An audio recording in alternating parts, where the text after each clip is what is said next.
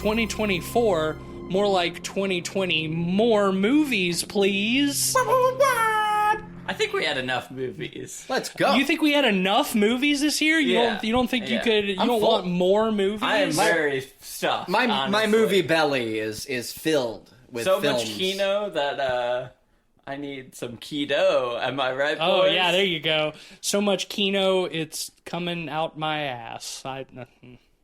I mean, some of these movies certainly did. Yeah. As we'll discuss in our bottom 5. Exactly. Well, welcome to our 2024 year in review episode, our annual award season tradition. Not the other award seasons that most people care about, but our award seasons. Yeah. The time of year of the annual Poddies. Yes. The doo-doo awards. I know this is an audio medium, but we are all wearing tuxes right now. Yep. Very prepared for this very formal occasion. Tux is from the waist up, but we are all completely nude from the waist down. Yes. Oh yeah, as true professionals do. As true professionals, yeah, because you only your top is on camera. What happens below the desk is between you and God. That's right. And well, without further ado, we've got lots to discuss tonight. Yes. Lots to talk about. It was a big year, so just a quick overview of how the episode's going to go. As usual, we're going to do our bottom 5 of the year. We're going to do our top 5 of the year, and then we've got our Poddy Awards, where we've got some categories that have been put together by Ben. Some same from previous years, some new this year. Some debuts, if you will. And then we'll top things off with honorable mentions at the end. And worth mentioning, too, we did a wonderful rum shot to start the episode off to celebrate. I'm actually, I feel perfect. More drunk than I expected getting into this. A little peek behind the curtain. We're recording this real early. It's the night before Thanksgiving right now. You'll be listening to this at the end of the year, but we're getting ready to celebrate Ham Day tomorrow. It should go without saying, but December movies will be eligible in 2025. December movie, singular, Nosferatu. Hey, I'm going to see Y2K. I forgot that comes out this year. It comes out next weekend. Oh, we gotta see it. Yeah. Yeah, Y2K. Yeah, for sure. I think that's a contender. Yeah. In that case, December movie is eligible for 2025. Mm-hmm. So, let's get into it. Let's start with our bottom 5. Let's get the bad out the way. Get the bad out the way so we can talk about the good. You want to start, Cleve? What's your number 5? I bet you can guess. You might tell me that I'm not allowed to put this one. I don't care. I'm putting it down. Strangers Chapter 1. Easy bottom. Oh, sorry, wait, no. Godzilla X Kong is my number 5. We're counting down, right? Yes, we're counting down. Spoilers. If you listen to the episodes, you already know. I can just cut around that if you want. If you want to just I don't really care. It follow your heart. Godzilla X Kong. I thought it was really frustrating. That they kept talking over all the monster fights and kept focusing on the humans. With terrible dialogue. It was really annoying. Far more than the previous Godzilla Kong movie. Yeah, that is also in my bottom 5. I won't tell you where yet, though. Yeah, it's in mine.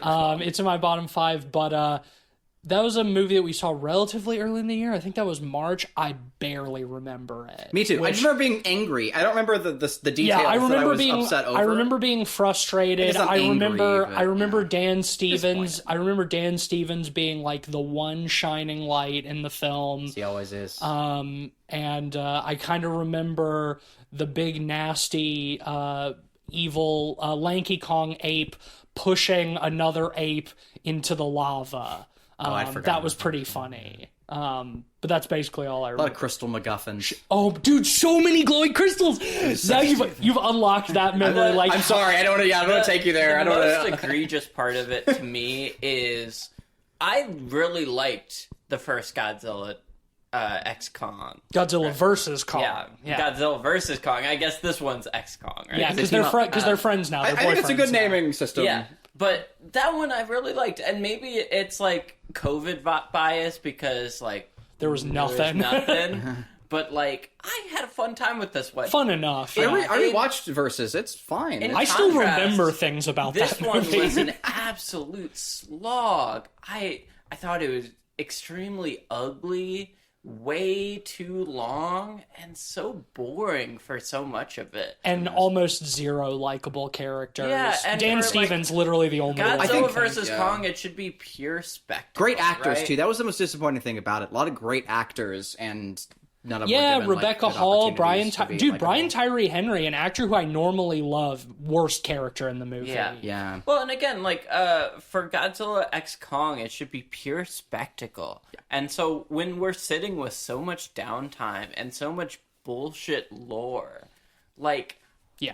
fucking snore. And the lore is happening over monster fights, you know? Yeah, like, they I keep- get it, like, classic Godzilla, like, there's reporting, there's things happening over the monster fights, yes, but not, like, the baby shit that was here, and it was so constant. Yeah. I mean, pace it. Remember the chosen Asian child in this movie? Yes, I forgotten. do. I do. Another annoying character, like the little girl whose only facial expression is "my tummy hurts." God, what a dog shit movie. Yeah. Well, Ben, why don't you go next? What's your number 5? I think this one probably won't be on either of y'all's list. It might as well be a Hulu original because it is absolutely juiceless. I know you guys liked it a little bit more than me, but my number 5 is Out of Darkness. I think this is a wholly forgettable movie. Didn't have much going for it. It tried to emulate the atmosphere and vibes of something like The Witch, but completely fell on its face. I think this movie is easily forgettable, and I think it's not very good. You know, I'll agree with you on the easily forgettable part because I keep forgetting that movie came out this year. I did like it more than you did because I think that the first 2 acts were quite strong, but it really, really fucking ate shit in the 3rd act in such a frustrating way that even though it's like a pretty good ways above my bottom 5, like I think it's totally fine for it to be there on yours. Like I don't even feel like arguing against that one. Like I'm totally willing to give you that. Yeah, I feel the need to just say that, like, I don't agree, but I understand. And, like, for me, like, looking back at the past year's list, when I saw Out of Darkness, my response was, oh, so close. Like, because I personally, I fully agree. I think the first 2 acts are amazing. Yeah, I was really enjoying like, it. Yeah, and I think that's worth saying. Like the effort that they went into to like create a primitive language that the characters spoke rather than defaulting to British accented English. The artistry and editing movies. and pacing of those first 2 acts too, like it all felt so good. Like I mean, I really did. Again, I'm gonna be the biggest poo-pooer on this film, but like I feel like this movie is so ugly. It has that streamer beige to it. You know, not literally beige, but like that ugliness visually. Plus, like, it kind of looks like streaming cheap in some respects. You know, part of that is just natural because it is, you know, caveman characters. Yeah, I mean, the landscape is very desolate. I agree with you. It's kind of monochromatic. I don't think it looks as cheap as a lot of the shit that you see on Hulu, but I think that's totally fair. Speaking of cheap looking movies, my number 5 is one we talked about recently, which is Crazy House. Okay, yeah. Talk about a Hulu ass looking movie, I think. Which is a shame because like when we predicted at the beginning of the year, off the premise, I was excited. Nick Frost, Alicia Silverstone, you know, blending American sitcom with, you know, sort of like gritty, like ultra-violence action movie. But boy, did it totally fail to balance the tone. It pretty much abandoned the sitcom stuff like halfway through. Took fucking forever to get interesting. Not funny. Just, this was a stinker. It narrowly missed my bottom 5, but I will say, like, big marks against it for not engaging with the formal structure of, like, what you're doing with, you know, sitcom stuff. Yeah. Again, like, it does have some fun, you know, over-the-top stuff in it, but, like, it's played for laughs when it's mostly not funny. Yeah. Yeah, I want to, like, I do remember, like, having some pretty strong flowers for that movie, and that's what kept it out of my bottom 5, but at large, I certainly have no disagreements over, like, so many of those complaints, and I share them as well. Yeah, I think that it should be illegal for Dutch people to make movies unless you're Make comedies. unless you're Paul Verhoeven, and then it's okay. Yeah, but especially comedy. Yeah, especially comedies. Yeah, stick to like Verhoeven does comedy so stick well. to more dour bullshit. Like follow the George Sloutzer approach. The thing about Verhoeven is he doesn't do straight comedies, right? Like he does action movies or sci-fi movies where they're That are satire. satirical. Yeah. Where like I think if he did a straight comedy, I don't know if it would work as well. Well, I love Verhoeven Showgirls. though, so I have trust in him. But Shurgles is probably an exhibition of that. Shurgles? Shurgles. but I I'm mean, at the time offensive. that was critically panned. No. That's what I'm saying. I think it's a point that agrees with your deal. Yeah. Anyway, What's your number 4? my number 4 is Night Swim. I was shocked. I was shocked to see it came out this year. It did. I think it's the first movie we talked about this it is. year. It is. Yeah. I thought we covered it 2 years ago, and that's why it's there. And I don't need to say anything else. Man, I still hold a small amount of tenderness for Night Swim. I agree it's not a good movie, and I similarly to Out of Darkness, I can't give a good argument against it being in your bottom 5, but I just remember how much that dude loves baseball. Yeah, I was gonna say it's out of my bottom 5 because I like baseball. Yeah. Shit. I thought that Night Swim was kind of fun. I thought Wyatt Russell was pretty fun in it. I would probably Wyatt Russell's a lower. great actor. Yeah, I would probably don't lower think my the rating opportunities are that if bad. I rewatched it, but I thought Night Swim was kind of fun. But yeah, I mean, fucking low rent Blumhouse ass definition like. of fuck you. It's January. I mean, Yeah. my Wait, I thought we were past that too, which is a shame. Yeah, like they kinda- really kind of like brought it back. It's like, oh, you thought "Fuck You, It's January" is over, but nope, we're back this year. maybe a death knell for And- fuck you. It's January. And I mean, it shows the inherent challenges of like taking like a simple premise, like 3 or 4 minute short, and extending it out to a feature. To a feature length film, yeah, Lights Out syndrome. Yeah. Yeah, I was scrolling through the list of our the films that came out this year, and I just saw Night Swim. I was like, ugh. Yeah. Fuck, and I just threw it in my bottom 5. All right. My number 4 is one we didn't talk about on the podcast. Oh. But I want to give it its anti-flowers. Yeah? And that's Late Night with the Devil. Okay, I'm glad you did this because this is barely outside of my bottom 5, but I'm also glad because I I have didn't see it on problems with principle it. because of the A art. So I think it's a formal failure in terms of approach. yes. It really does not hit the marks it should to emulate the 70s talk show that it's going for, whether that's kind of script-wise, acting-wise, or visually. Yeah. The weird, like, quote-unquote behind-the-scenes interludes that it does that don't feel stylistically consistent with the rest of the movie at all. Like, don't get me wrong, I'm totally on board with you that the AI art stuff is gross, Cleve, but honestly, I think that ultimately that's one of the least egregious faults of the film. I think it's a perfect encapsulation of the problems of this film, though. Sure. Because, like, using generative art from AI is lazy.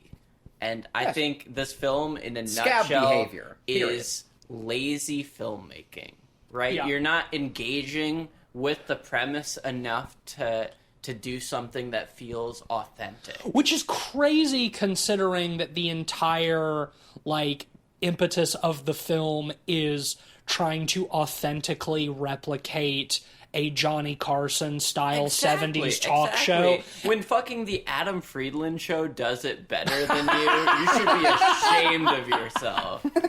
Fucking go off, dude. That's it. Hell yeah. But it feels like bad Adult Swim, especially the third act. And it's not funny or engaging, really. And I feel like the effects aren't even that good.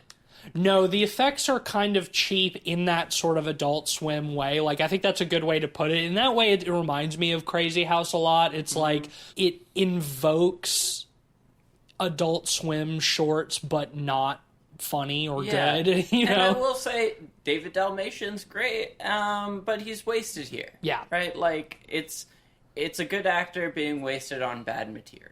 Yep. Agree wholeheartedly. My number 4 is also a film we didn't talk about on the podcast, but when we did watch for movie night, so I know at least Ben has seen it, and that is Afraid. This is also on my list. Happy to have missed that one. Yeah, you really did not miss anything. I mean, it's sort of Certainly like... not surprised.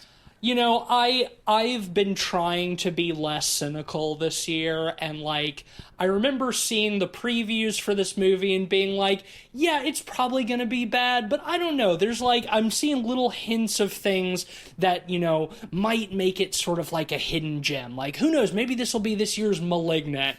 Should have been cynical. I was so wrong. Not at all. This movie stinks so bad, especially, like, in an era that is ripe for the evils of AI being turned into horror. Like, they just totally fucking missed the mark here. And yeah, nothing happens in this movie. It's not scary. It's boring. It's annoying. It's patronizing. It's a total opportunistic cash grab, right? Yeah. It's a total opportunistic cash grab from And they don't do Blumhouse. anything interesting with the premise. Exactly. And, again, this is like a lot of Blumhouse's tendencies at their worst. Yes. Right? It's a PG-13 horror movie, I think. They really don't give you much in terms of horror. Like, it's all cheap jump scares or, like, convoluted or bad storytelling. It's funny, Late Night of the Devil was mentioned right before this. David Dalmatian's also in this movie. Oh, shit, yeah, he is. I already forgot that.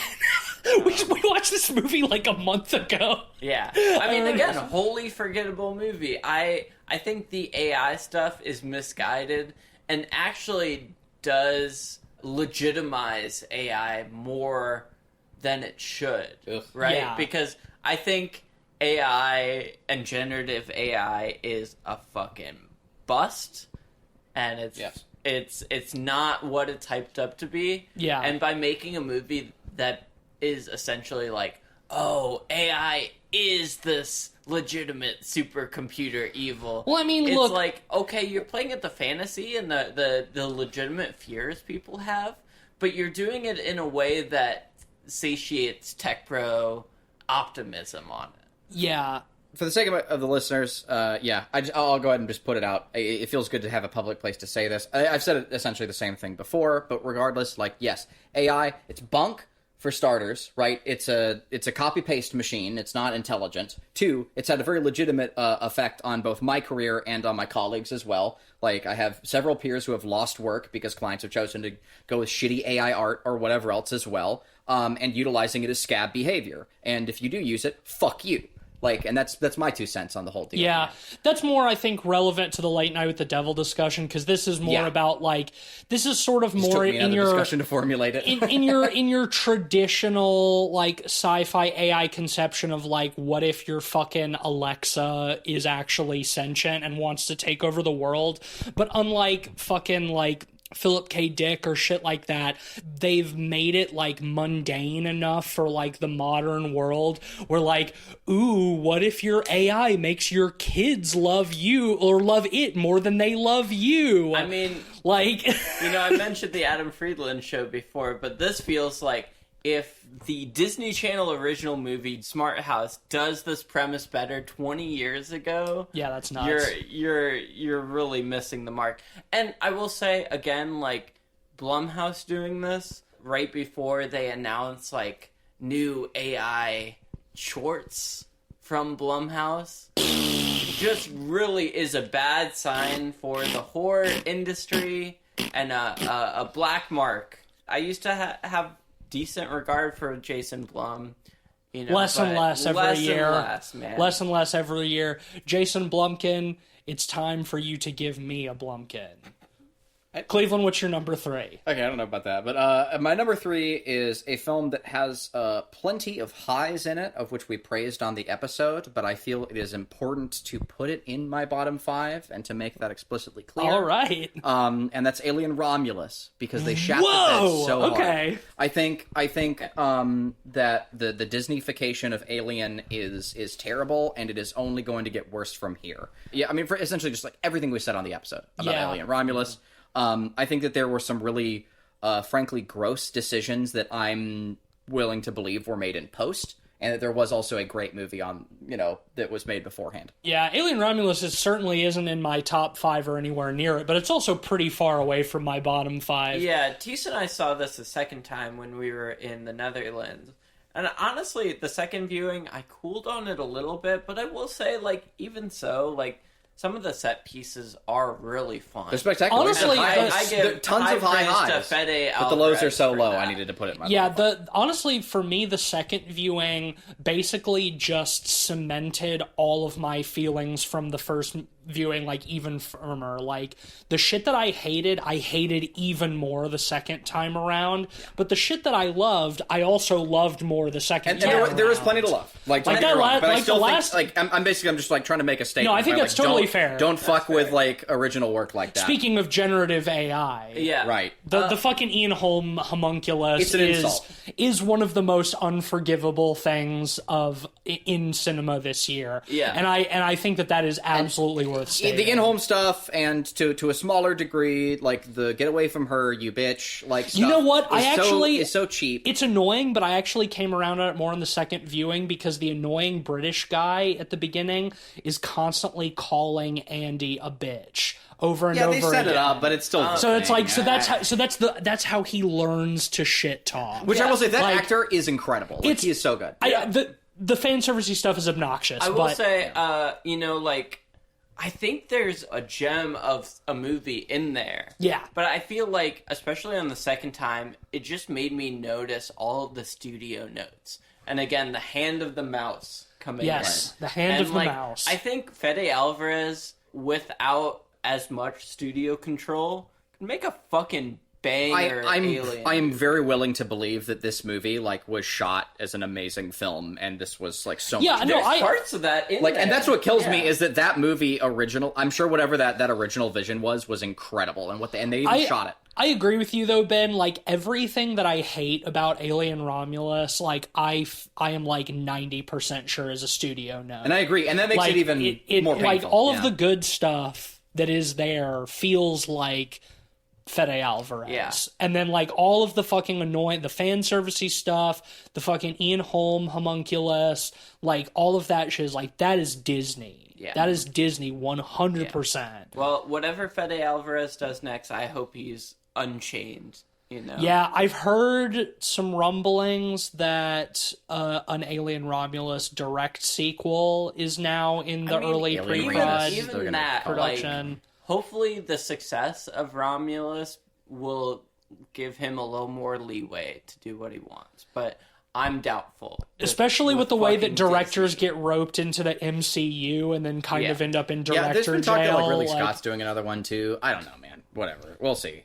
What is your number 3? My number 3 is one that I know is going to come up now. That's Strangers Chapter 1. Oh, yeah. Talk about a fucking juiceless movie. That's also my number 3. I'll just go ahead and say that. Yeah. I think this movie had such a cool opportunity because, obviously, it's a 3-chapter film, being released in 3 different films, all directed by Rennie Harlin, who has some pedigree, of doing some interesting movies. Maybe not good movies, but at least interesting. Yeah. And, I think the premise of The Strangers is so broad that it's a pretty blank canvas to do whatever you want with it.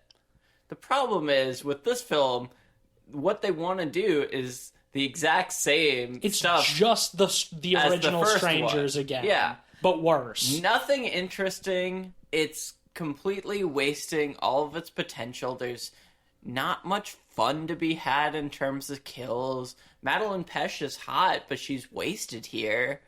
Her performance isn't anything to write home about No, in this. no, Nobody's it's forgettable. is. Nobody's It's forgettable is. because like there's no twists.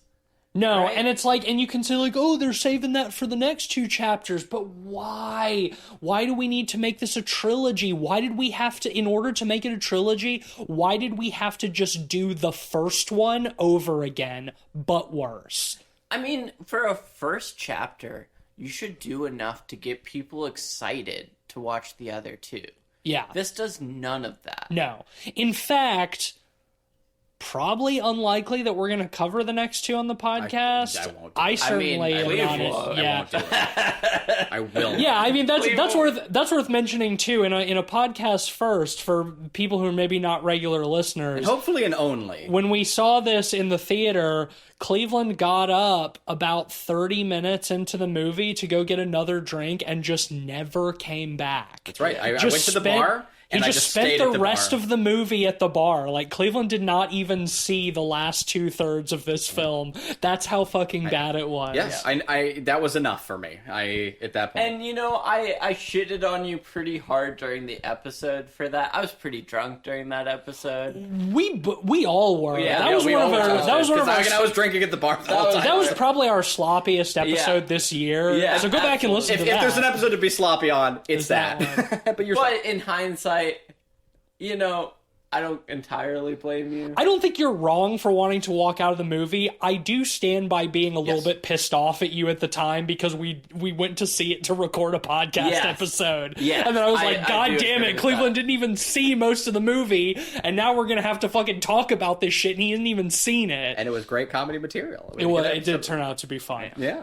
Yeah, I was Again, it's not incredibly something drunk I in would that ever. episode. Holy shit! I re-listened to it recently. Did you? Oh my god! It's like I don't know. I've been thinking about this a lot lately, right? And I feel so stupid complaining about a movie like that because I start to feel like a juvenile like complaining about their chicken tendies, and I just start to feel less and less like an adult and like a mature person for like complaining about something that's just already baby food to begin with, you know, that's already such shit. And I just needed to just walk out. I agree with you, bro. But I agree with you, bro. But it's tendies. our job. I know. And again, We it's a do one-time that for thing. this podcast. Like, yeah, if you're just an average Joe going to see The Strangers Chapter 1 and you start complaining about it online, it's like, yeah, dude, do better things with your time. But like, people come to listen to this show and listen to us talk about movies every week. So Yeah. if I'm gonna have to see that shit, I'm gonna fucking complain about it because it's doo-doo. Yeah. Well, and I hope this podcast is a service to people insofar as they can listen to us to realize whether they should go see a new movie or not. You know, like... Yeah, but also develop your own taste. Don't let us be the arbiters of your taste. Sure. I'm the That's arbiter of your fair. taste. I know better than you. Well, Mr. Tasteman, then what's your number 2? I get. My number 2 is Humane. Okay, that one just squeaked out of my bottom Same. 5. That was that was number 6. Yeah, I went into Humane excited to see a debut from From another Cronenberg. from another Cronenberg. I was very excited.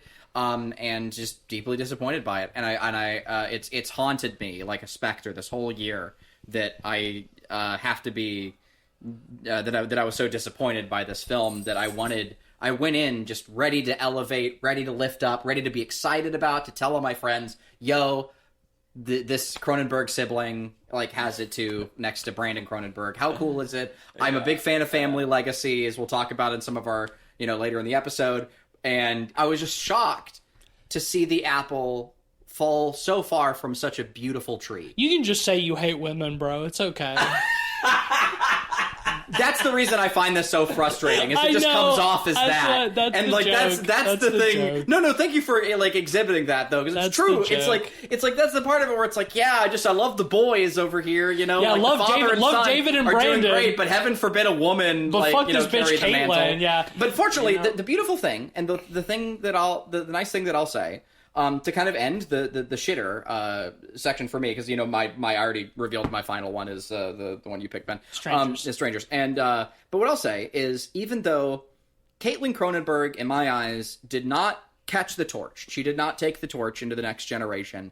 there were several women directors this year who absolutely Oh, sure. did. And we'll get into that. And we'll get into that later. And But- also, I'll reiterate what I said on that episode, too. This is just Caitlin Cronenberg's first movie. Yeah, plenty of room to grow, and I hope she does. So many amazing directors. I mean, arguably, her own fucking father, too. Like, not everybody is going to fucking knock it out of the park with your first movie. Yeah. Like, we'll get into a couple of people who did later in this episode. But yeah, I mean, shit. Just because I didn't like Humane doesn't mean that, 2 years from now, maybe Caitlin Cronenberg's next film will be my number one of the year. Well, like, who fucking knows? Just a preview for later, one of our categories new to this year is Nepotism of the Year. Yeah. I feel like this is anti-nepotism of the year, in that it's like the worst example of nepotism this year. I think there's some other examples of that too, but this is a big year for nepotism. Yes, spoiler alert. But yeah, no, Humane was my number 6. It just squeaked out, but yeah, I mean, like, likewise, actually. Interesting premise, and also, like we talked about on the episode, a movie whose politics I inherently agree with, absolutely, but are delivered in such an annoying way that I was fucking rolling my eyes at. Well, it's all the things you agree with, addressed in the form of obnoxious Twitter. Of the most obnoxious person on Twitter. Narratively and thematically confused. Correct. I will say. Also, yes. So. Which really undercuts the main point it's great cast. Going at. Yeah. Great cast. Also, but... terribly shot, too. Looks cheap, Cheap-looking movie. Yeah, talk about a Hulu original-looking movie. Yeah, dude. Honestly. Maybe out of all the movies we've talked about on this episode so far. Like, Ben, what's your number 2? My number 2 is something we've talked about. Godzilla X Calling the New Empire. That's also my number 2. Okay. Well, perfect. Well, we already know Cleveland's number 1, which is The Strangers. What's yours? My number 1 is Afraid.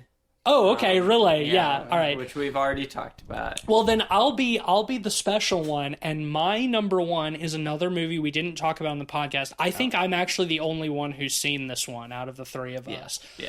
My actual number 1 is not a horror movie, but I've ranted about it in the Discord enough. It's Drive Away Dolls. But for horror movies, my least favorite is the Salem's Lot remake.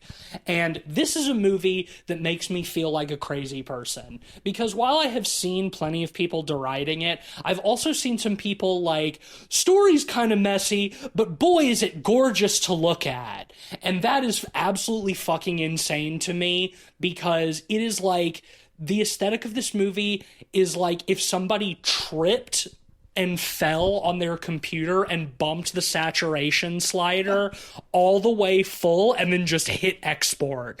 It's like, it somehow has like every ugly Netflix movie's aesthetic like cranked up to 11. Like, it's... I did watch the Tobe Hooper original before this, which has its problems because, like the It adaptation, the Tim Curry one, it was made for TV, so it's 3 fucking hours long. Wasn't it originally like 2 parts, like yes, just like movie? It, split into 2 hour-and-a-half parts for television, and so because of that, everything is drawn the fuck out, and it's frankly kind of boring, but. This one, they crammed it down into 90 minutes, but basically just aped a lot of the, like, design decisions of the original one, but used CG this time. And it's just, I don't know, man. I thought this was a fucking stinker. And, like, honestly, if you want to watch this story told well, long form, watch Midnight Mass. Like... I have problems with Mike Flanagan's Netflix shows, but Midnight Mass is fucking brilliant, and it's basically Salem's Lot, but better. Yeah. Well, from the bold mind that brought you fucking Annabelle Comes Home.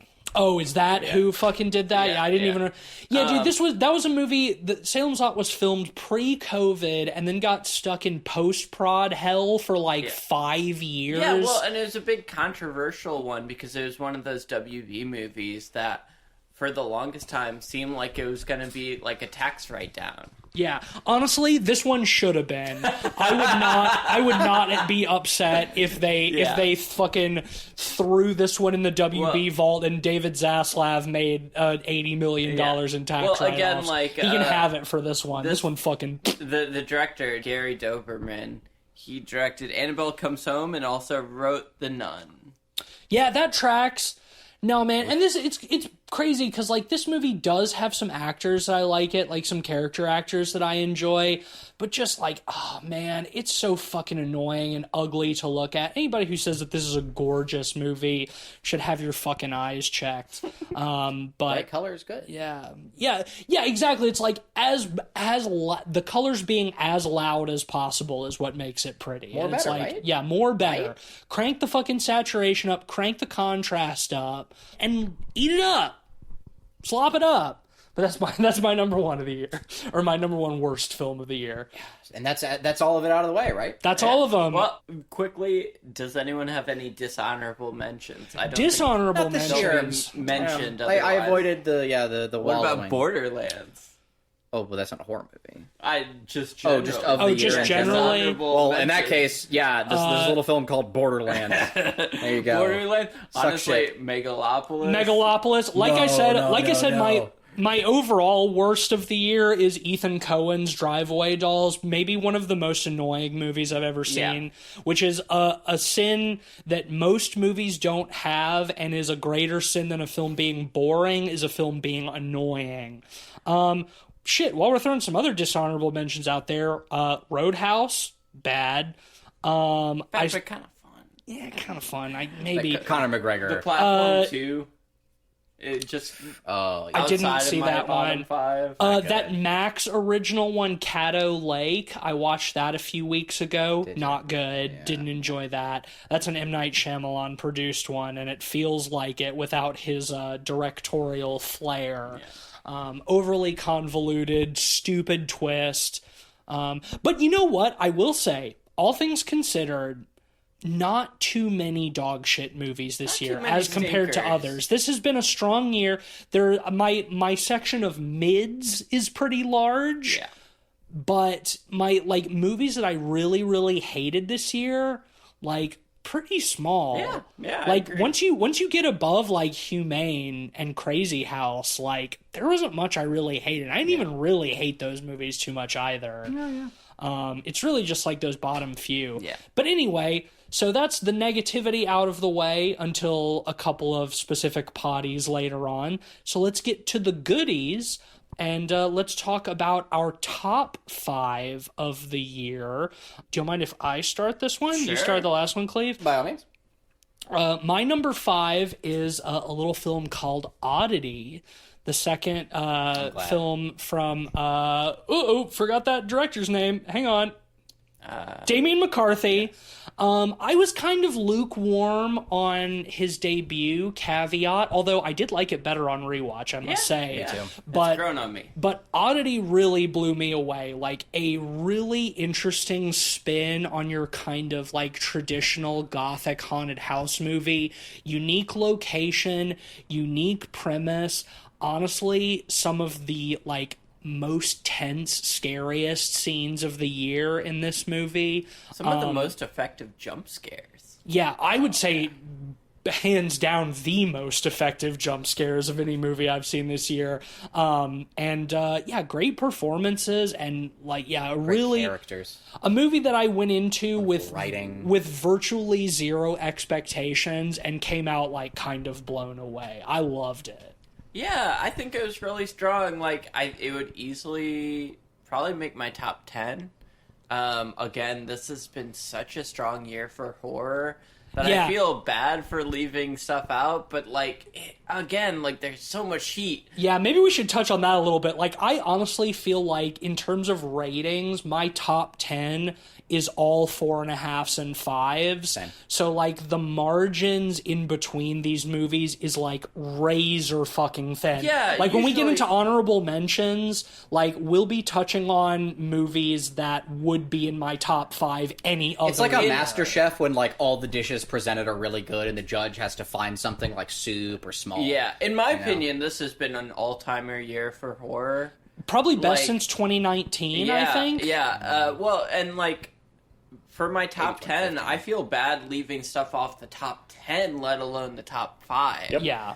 So Sort of glad you picked Oddity because and I think I think I gave it a 5 and it didn't even make mine. I think that because all of these margins are so thin, I think this is going to be a really fun top 5 this year because I think we're going to see variety in our 3 picks 100%. because these are all such great movies that it really comes down to personal preference, probably more than it ever has before. So, my number 5 is one we didn't cover this year that I watched last night, and maybe I'm coming a little hot off of it. I know what it is. I also watched it last night. That's right. Because we TCU and I did some like speed watching last night. Some homework. Some homework to like hit some of those movies for this year. Because again, it's been a bountiful year, so we had There's to do still some I'm missing, frankly. Yeah, same as well. I never did see the. I don't know. It's got the candle face on the cover. Disappear completely. I didn't get to that one. You were sick on that one. Yeah, there's a few I really needed to see. So what I'll do just to save some time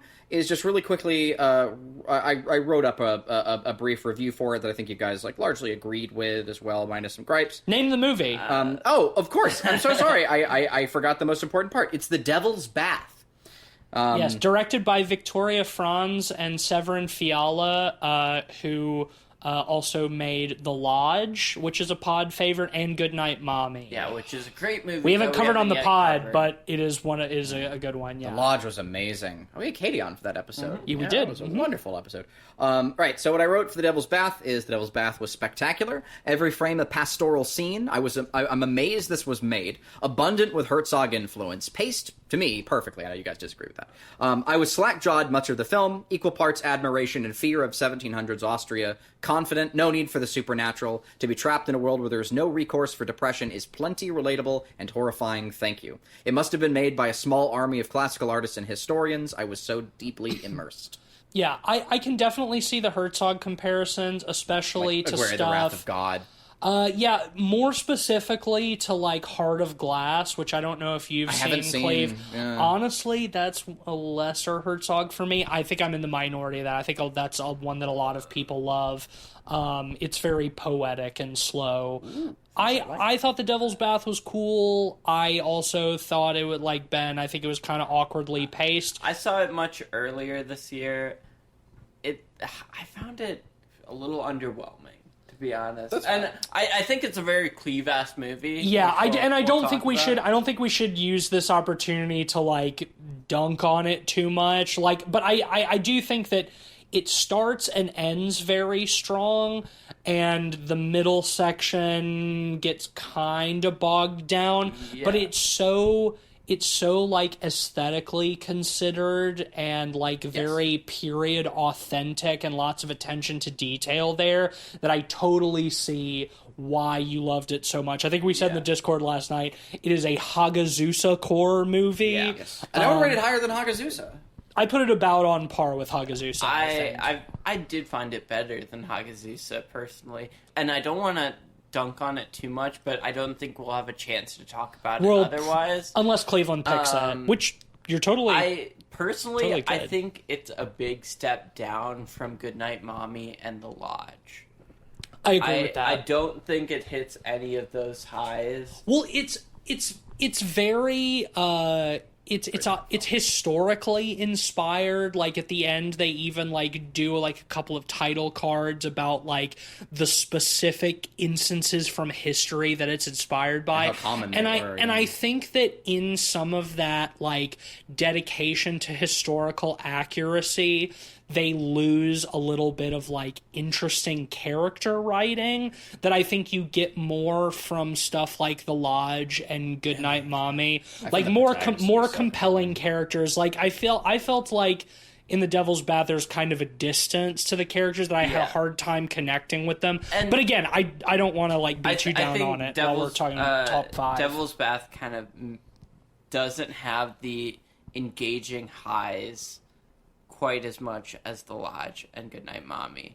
But I will say, again, very Cleve-ass movie. So We'll talk about that later. It totally I'm makes sure. sense that it's in your top 5. Right, Like, I get for that. For me, it was literally like every shot felt like just so carefully and classically composed. Yeah. Again, in the same way that I remember the first time I watched Fitzcarraldo and it pans down the stairs and we get the title card and like that staircase is like so perfectly composed where I was just like started like just shouting with joy. Because again, for me, like this film, it was like walking through the Met. It was like walking through like just a gorgeous art museum. And to me, the pacing worked quite well for like which paintings came up in sequence and how they were like taken in and how each like the details of each of those paintings informed the narrative was fascinating to me.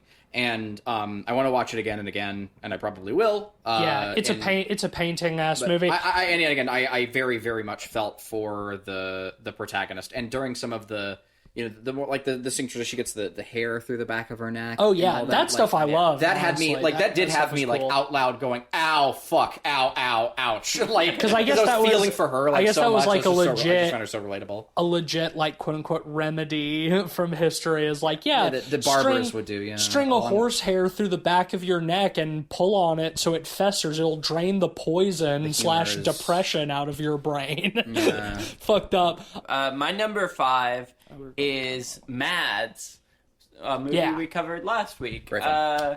Maybe I'm sure I'm higher on it than y'all are, but like I think the technical achievement of it all gives it extra grace, in my opinion. I think it's an incredible technical achievement in terms of trying to do a single take horror movie, and I like what they do in terms of doing multiple protagonists throughout it. It keeps you on your toes and not knowing what's going to happen next. I like the sadness style, madness, zombie virus. I think it's really original and really fun. I was really blown away by this movie. I went in not knowing anything about it and left it really impressed. Yeah, I similar to Devil's Bath, this is such a Ben-ass movie, and it's also like Devil's Bath, like it's nowhere near my top 5. In fact, I rated those movies the same. But at the same time, also like Devil's Bath, I think that technically it is really impressive and in its attention to detail, a totally different attention to detail than Devil's Bath, and that because of like its single take gimmick or whatever, but how impressively that's done over the distance that the characters are moving and that it covers and all of that, like even though it definitely left me wanting in several areas, I think it's absolutely a film worth checking out, and worthy of being 100%. In your top 5, even though it's like in my probably top 20.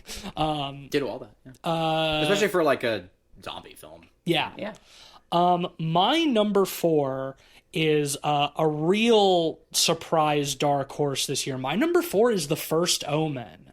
I've watched this movie. Yeah. I've watched this movie twice since the theater, and it has just cemented my love for it. If you had told me this time last year that a film in my top 5 2024 would be a legacy prequel to The Omen, I would have fucking laughed in your face.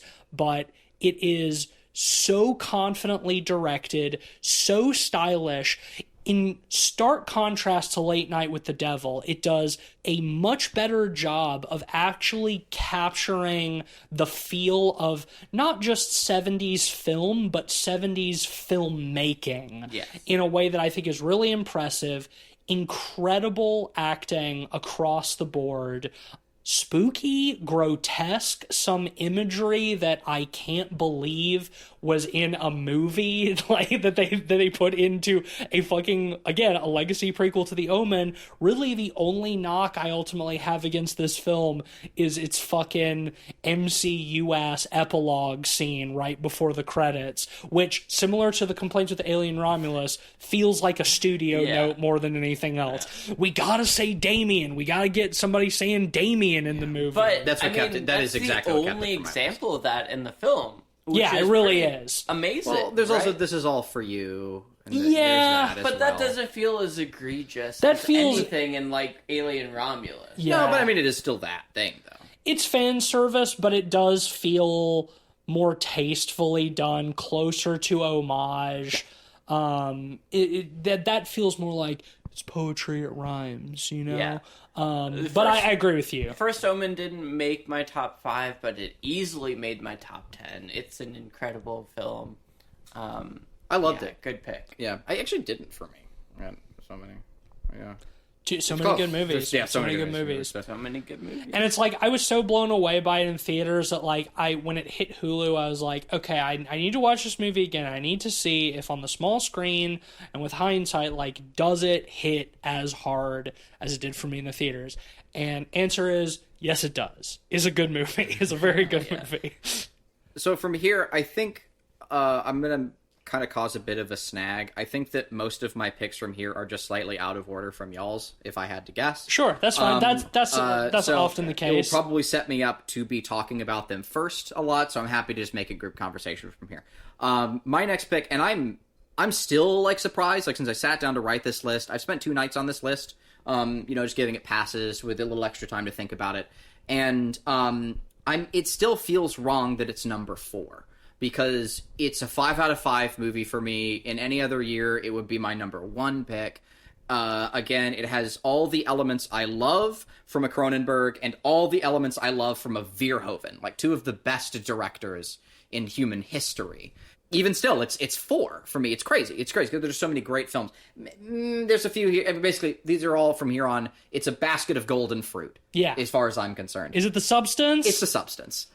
That's also higher up my list. That I is assume it's much higher up higher here. on my Do we list, want to save our discussion for once we get to that point, We or can talk about it now? Okay. Yeah, we can talk Yeah, about it now. no, I really love The Substance. I will say, like, I have been wanting an opportunity to clarify this since we talked about in the episode. Like, I do think, like, it's Cronenbergian in the sense that it is body horror, and he is sort of like the father of body horror and most commonly associated with it. But I do think that in terms of filmmaking style, it's much closer to Verhoeven. Yes. Like, the grotesque, like, body transformation stuff is, like, evocative of Cronenberg, but in terms of how the film is shot and how it's told, it is totally devoid of Cronenberg's sort of, like, detached, clinical, like, psychosexual kind of approach to filmmaking.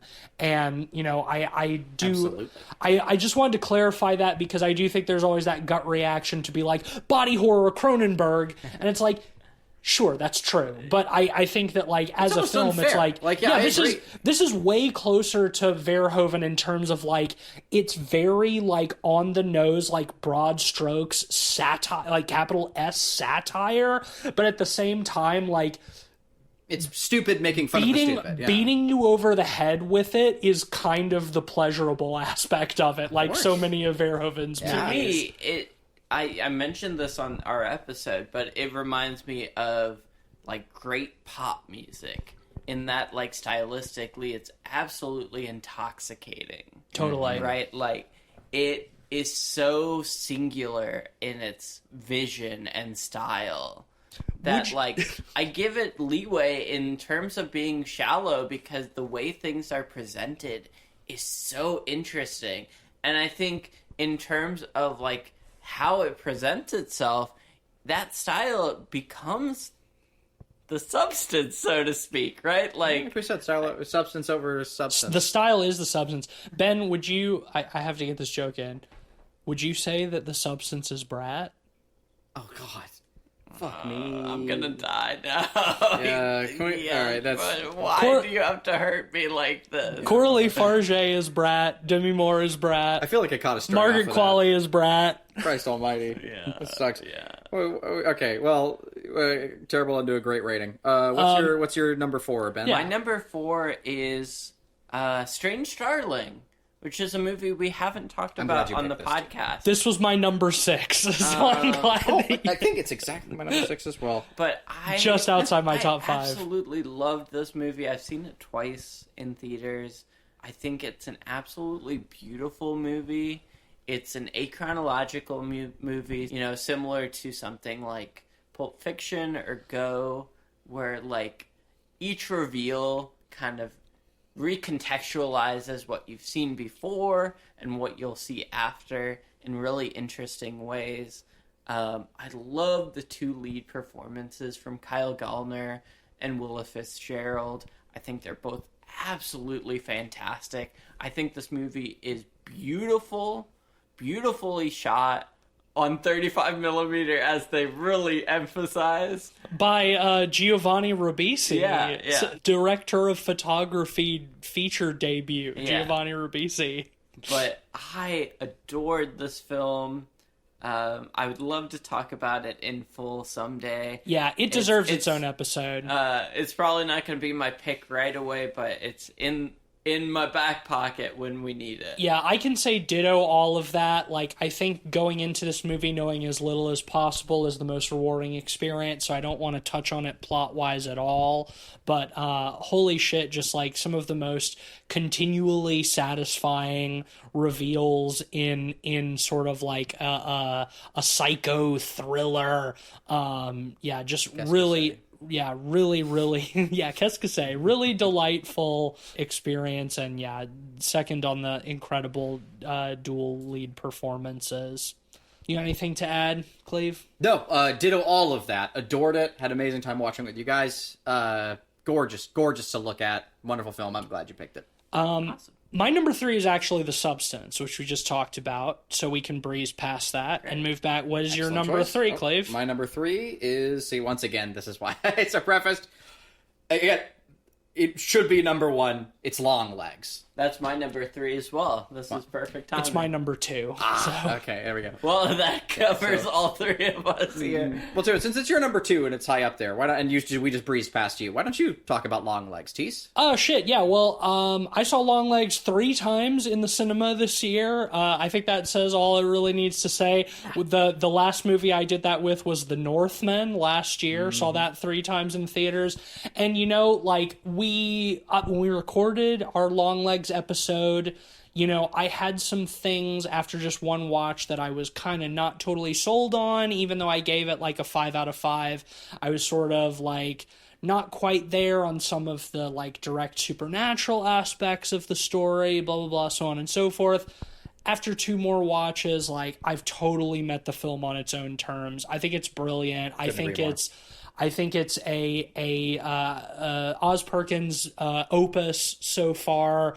As much as I love The Blackcoat's Daughter, Long Legs really just does it for me. I think it has a surprising sense of humor that I wasn't expecting going in, and that I think can also read as kind of tonally jarring on a first watch, because it presents itself as like such a kind of like dour Silence of the Lambs thing, but it's a fucking funny movie. Yeah, definitely.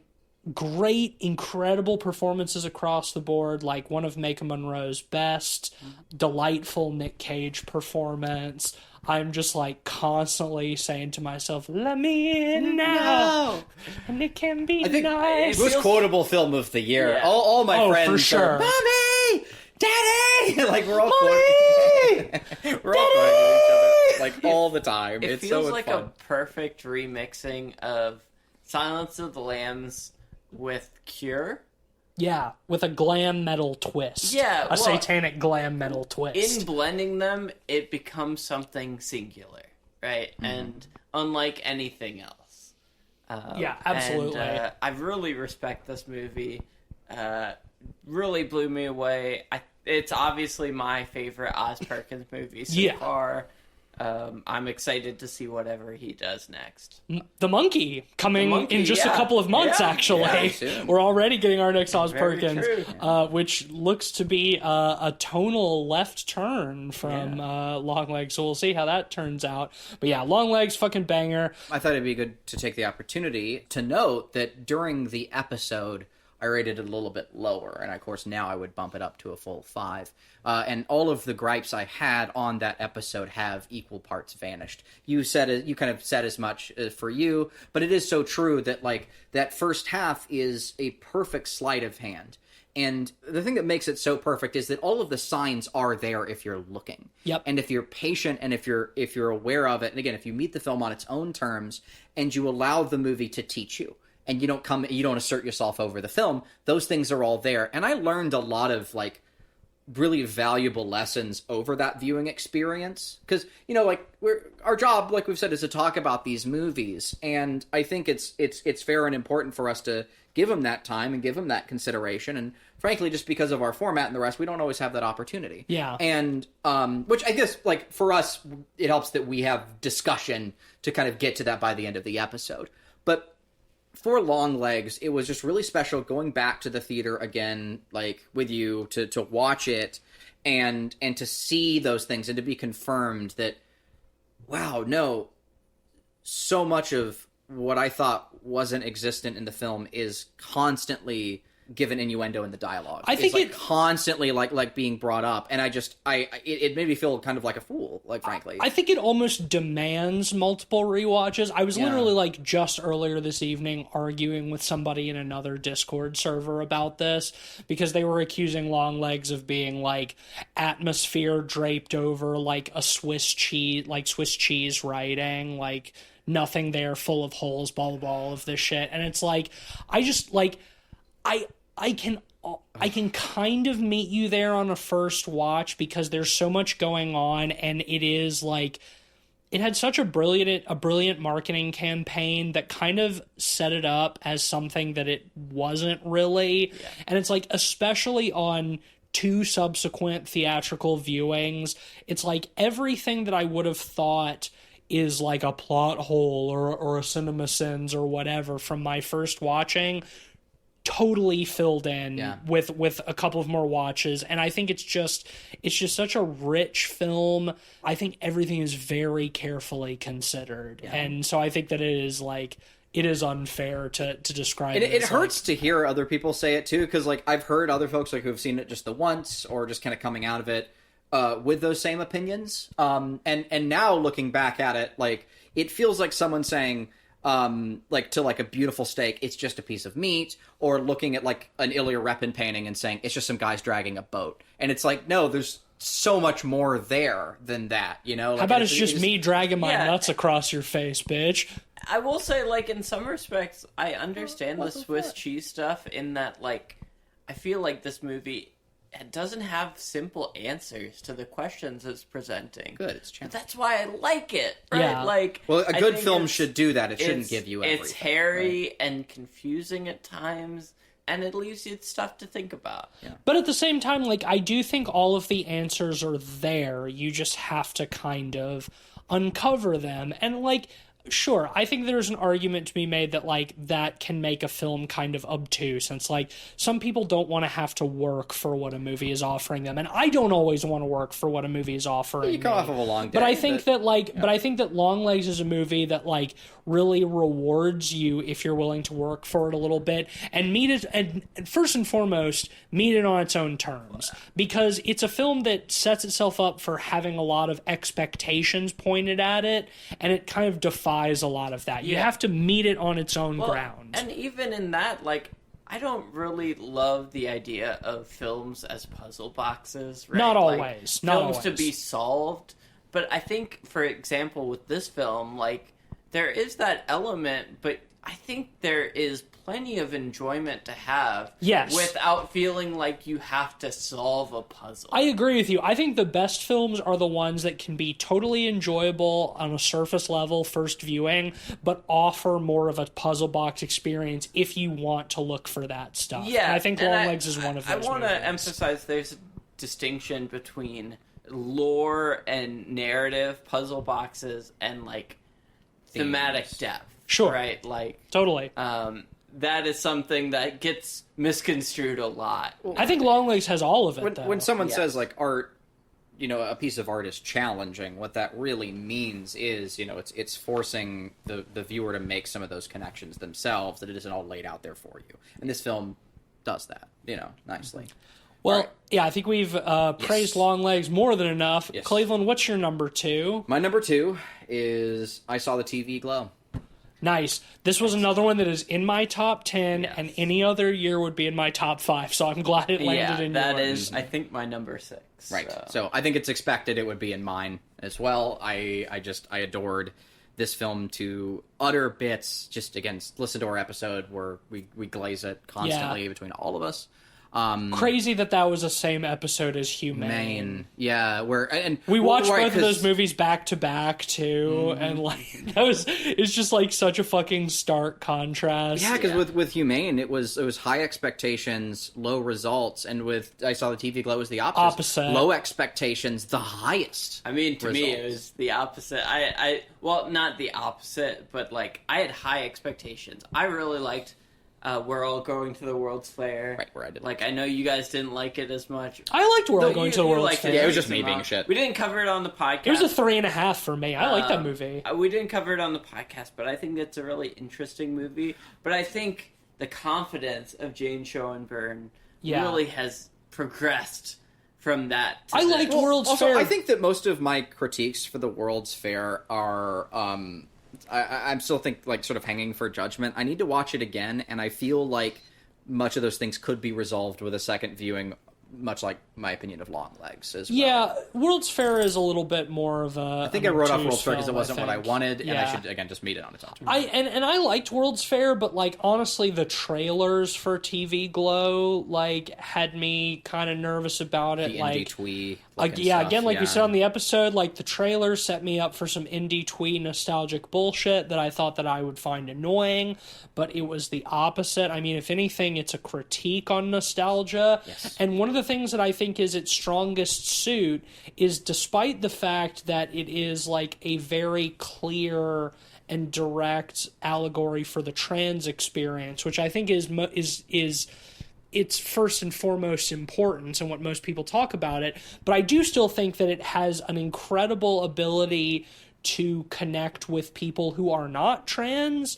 who are outside of that experience on a more general level of like speaking to the existential anxiety of being an adult and realizing that you're living a life that is not what you imagined as a child. Let's using that as a metaphor for the trans experience. Yeah. Right? Like, that's such a universal experience. Right, exactly. And the fact that the movie can be so specific and at the same time address a more general experience like so profoundly, I think just really speaks to how fucking well it's written. Yeah. 2 incredible performances. Also, from Justice Smith and Bridget Lundy Payne. Yeah. Like, they both really knock it out of the park.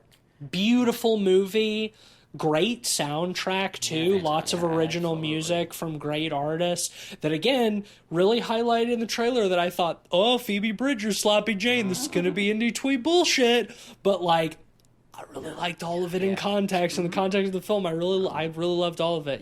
Great. The filmmaking was great. You know, I grew up on, you know, like we all grew up on some of these nostalgic, you know, types of TV series, from your Power Rangers to whatever else that had big creatures, and, you know, like they're mostly made out of cardboard and silly props and components, and how it took that and elevated those concepts by equal parts being a critique of that, and also delivering on some really, really fantastic practicals. Yeah.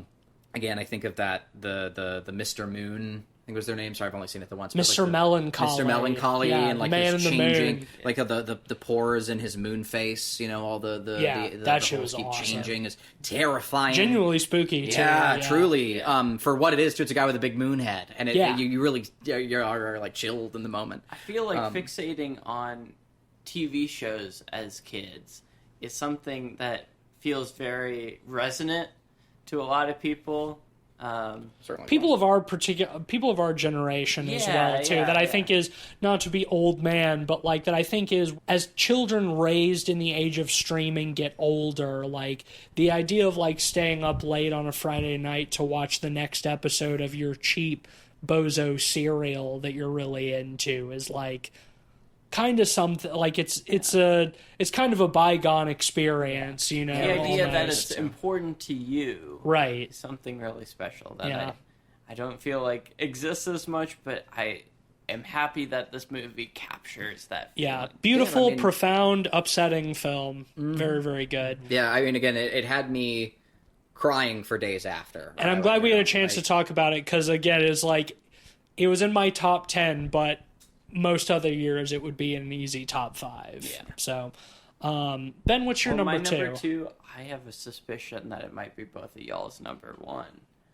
Is Red Room. Is it Yes, Red sir. Rooms? Okay, Yes. yeah. No, that Red is my Rooms number 1. Is a movie we talked about 2 weeks ago that really blew me away. Incredible filmmaking. Easily one of the most disturbing films I've seen, especially one that has no on-screen violence, which is incredibly impressive. Yeah, I called a very last-minute audible on this one. The first time I watched it, it was my number 3. Then after we talked about it on the podcast, it moved up to my number 2. And literally tonight, when I was like finalizing my choices, I was looking at it and I was like, okay, Long Legs is number 1, Red Rooms is number 2. And I was like, man, I love Long Legs, and any given day of the week, I would rather watch Long Legs. Yeah. But Red Rooms is easily the film that impacted me the most this year. The film that, like, emotionally scarred me the most this year, and the film that, like, I have not been able to stop thinking about since the first time I watched it, and a second viewing has not helped that, is a film that has just resonated with me and stuck with me in the fucking nastiest, most repulsive way imaginable. And I was thinking, it's like, as much as I love Long Legs has not had the same effect on me that Red Rooms has. So it just doesn't make sense for Red Rooms to not be number 1. Yeah. Like, you know, at the end of the day, yeah, these are just movies, but, you know, art has the capacity to influence us, to affect us deeply and emotionally, mentally. Yeah, we wouldn't be doing this if it didn't. Art has an impact. See the Rite of Spring riots, etc. Like, these are, you know, it's a very real thing. And with, you know, I saw the TV Glow. I learned it can teach us as well. You know, like, and I learned a lot of lessons of empathy. And with Red Rooms, I learned a lot of lessons of fear. And I felt like I was introduced to so many new things to be, like, legitimately, and I think for the best, afraid of. Largely in the span of technology. How scary white women are. And how terrifying white women are. But yes. Autistic white women. I Red Rooms is seminal. Like, I really hope it is remembered. That's your number 1? That's my number 1. Okay. Yeah, mine as well. Like, Red Rooms is also one that I haven't been seeing getting a ton of buzz outside of, like, a few select people that I follow online, but I do think that it's growing, and I think that it's going to be a sleeper hit that I think is going to be considered one of the defining films of this generation. I agree. Of the 2020s. Like, I can't remember the last time, maybe Killers of the Flower Moon, that I saw a film and I was like, this is tapping into something real. And much like Killers of the Flower Moon, Red Rooms taps into something real that is horrifying. And also contemporary. Yeah, yes, totally. Right. Unlike Killers of the Flower Moon, yeah. Yeah, and you could even argue Killers of the Flower Moon has elements of that. As soon as I said that, I take it back. As soon as I said that, I take it back. Of that, but, like, oh, man, that shot of her in the girl's bed sitting and taking a selfie has stuck with me so much. Oh. The shot where she fucking puts the braces in her mouth, she's getting, oh my god, dude. Just, like, falls through the floor. Yeah, in a way that, like, I see it in my nightmares. Yeah, like, you know, because, like, we cover horror so much. Like, fuck, I work in horror. Like, I'm constantly painting, like, terrifying monsters or, you know, conceptualizing horror. This is scarier than any monster could ever be because it's real. Shit, man. Because it's like, real. It makes me feel the way I did when I was much younger and first being exposed to a lot of this stuff, where, like, you see that scary imagery and, like, it makes your stomach drop. You know, like, fuck, you know, again, I'm showing my age a little bit, but, like, you know, like, when we were in high school and that the Strangers movie came out, when, like, he walks into the room, my stomach dropped. Yeah. I remember that feeling sitting there, and, like, it's rare for me to experience that in films as I get older and older, because, again, I'm so used to it. I understand how the sausage is made. I make it myself, etc. Like, you know, you become less terrified of these things. This film has brought all of that back for me, man. Like, again, it makes me, like, a little upset when I think about this stuff in the way that like, horror imagery used to do, and it's all in my head too. Yeah. And again, without showing hardly anything. Like this movie, like it hits on such a profound level. Again, all of the praise for that nightmare fucking film. Incredible Evil restraint and formal control. Well, what could your number one possibly My be? number Ben? one is The Substance. Oh, yes, of course. Absolutely Absolutely, intoxicating. Yes. That's right. I absolutely love this movie. I think that's totally fair. It belongs at number one. I think all of my top four, I would say at the least, belong at number one, and it's crazy they're not. Like, do you have more to say? Or? No, I mean, it deserves all the flowers in the world. I'm excited to see what Coralie Farge does next. Yeah, dude. Speaking of, like, man, Revenge is so good. I need to rewatch Revenge. The Substance rules. All right, so now we're moving into our Poddy categories that were curated by Ben. The reason we did our top and bottom five first is because a lot of those films are going to be making reappearances here, but also some that we haven't talked about yet. Yeah.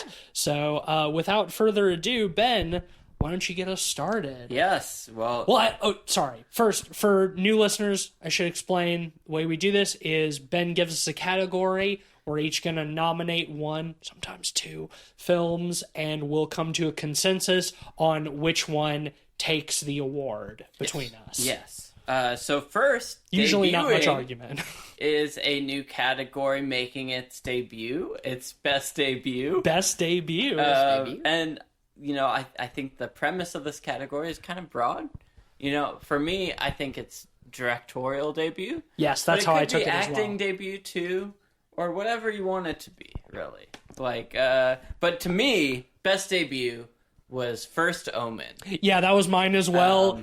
Easy I think choice. It's an incredibly confidently directed film. Arkasha Stevenson, the director, her debut feature. Really punches above its weight in terms of confidence for a first film. Really impressive stuff. What do you have, Cleve? My best debut was In a Violent Nature. Sure. Which I might have a harder time convincing y'all of, but I think considering that is their first film, like I know that they've worked in movies before, but to direct for the first time and to come out of the gate with what again on any end of the year should have been in my top 5 as far as I'm concerned, with such an impressive and deep and careful understanding of slasher films, the effect that they've had on us culturally, and how to interpret it in such a fresh way, and in a way that speaks to so much also, like, you know, making it essentially a nature documentary. Really clever, incredible auteurship, not safe at all. I think that it's a very risky choice to make a killer film in the style of a nature documentary. Who out here is asking for that, other than me? I found the whole thing to be very impressive for a debut film.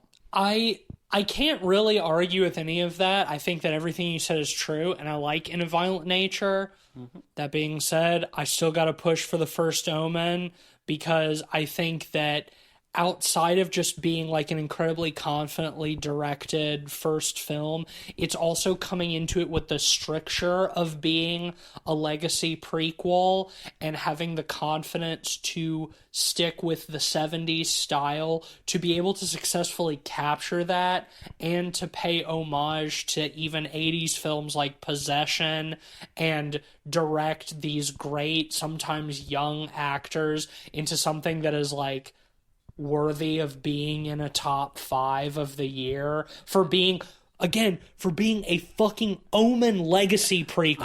The shakiest ground. I will say, you know, while I totally agree, and I would actually, again, I would pick this for my best debut, I want to bat for Cleve a bit within A Violent Nature, insofar as, like, this does something similar, that it remixes a formula of a Friday the 13th sequel in a way that feels wholly original and wholly unique. And it understands to do it without tethering itself to those things, which again are First Omen's weakest points. Like, I feel like if First Omen was not a direct... I mean, in fairness, that's also In a Violent Nature's weakest points. And also like the campfire scene where they're going into lore deep. Oh, well, I would disagree. I think that that campfire scene is very necessary because it shows But how the youths are its weakest disrupting the point nature. of the film. And while I while I agree that In a Violent Nature is like, impressive in its sort of like remix and subversion of like 80s slasher Friday the 13th style movies, that is also the film's premise.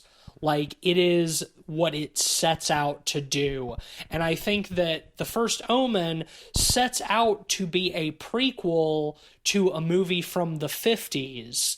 But on top of that... Yes, sorry. I meant to say a 50-year-old movie. A movie that is 50 years old. A film from the 70s. That is its basic goal.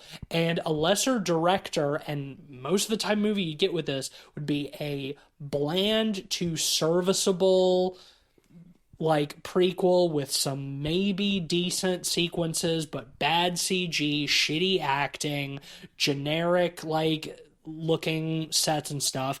And this film takes its premise and elevates it. Whereas I think In a Violent Nature is setting out with its premise being the premise is also its vehicle. Yeah. If that makes sense. It's stable ground.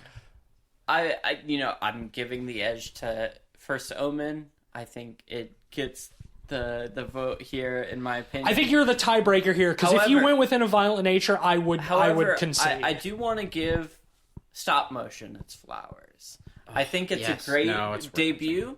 However, Robert Morgan is kind of renowned for his shorts, so it's not as big of a jump.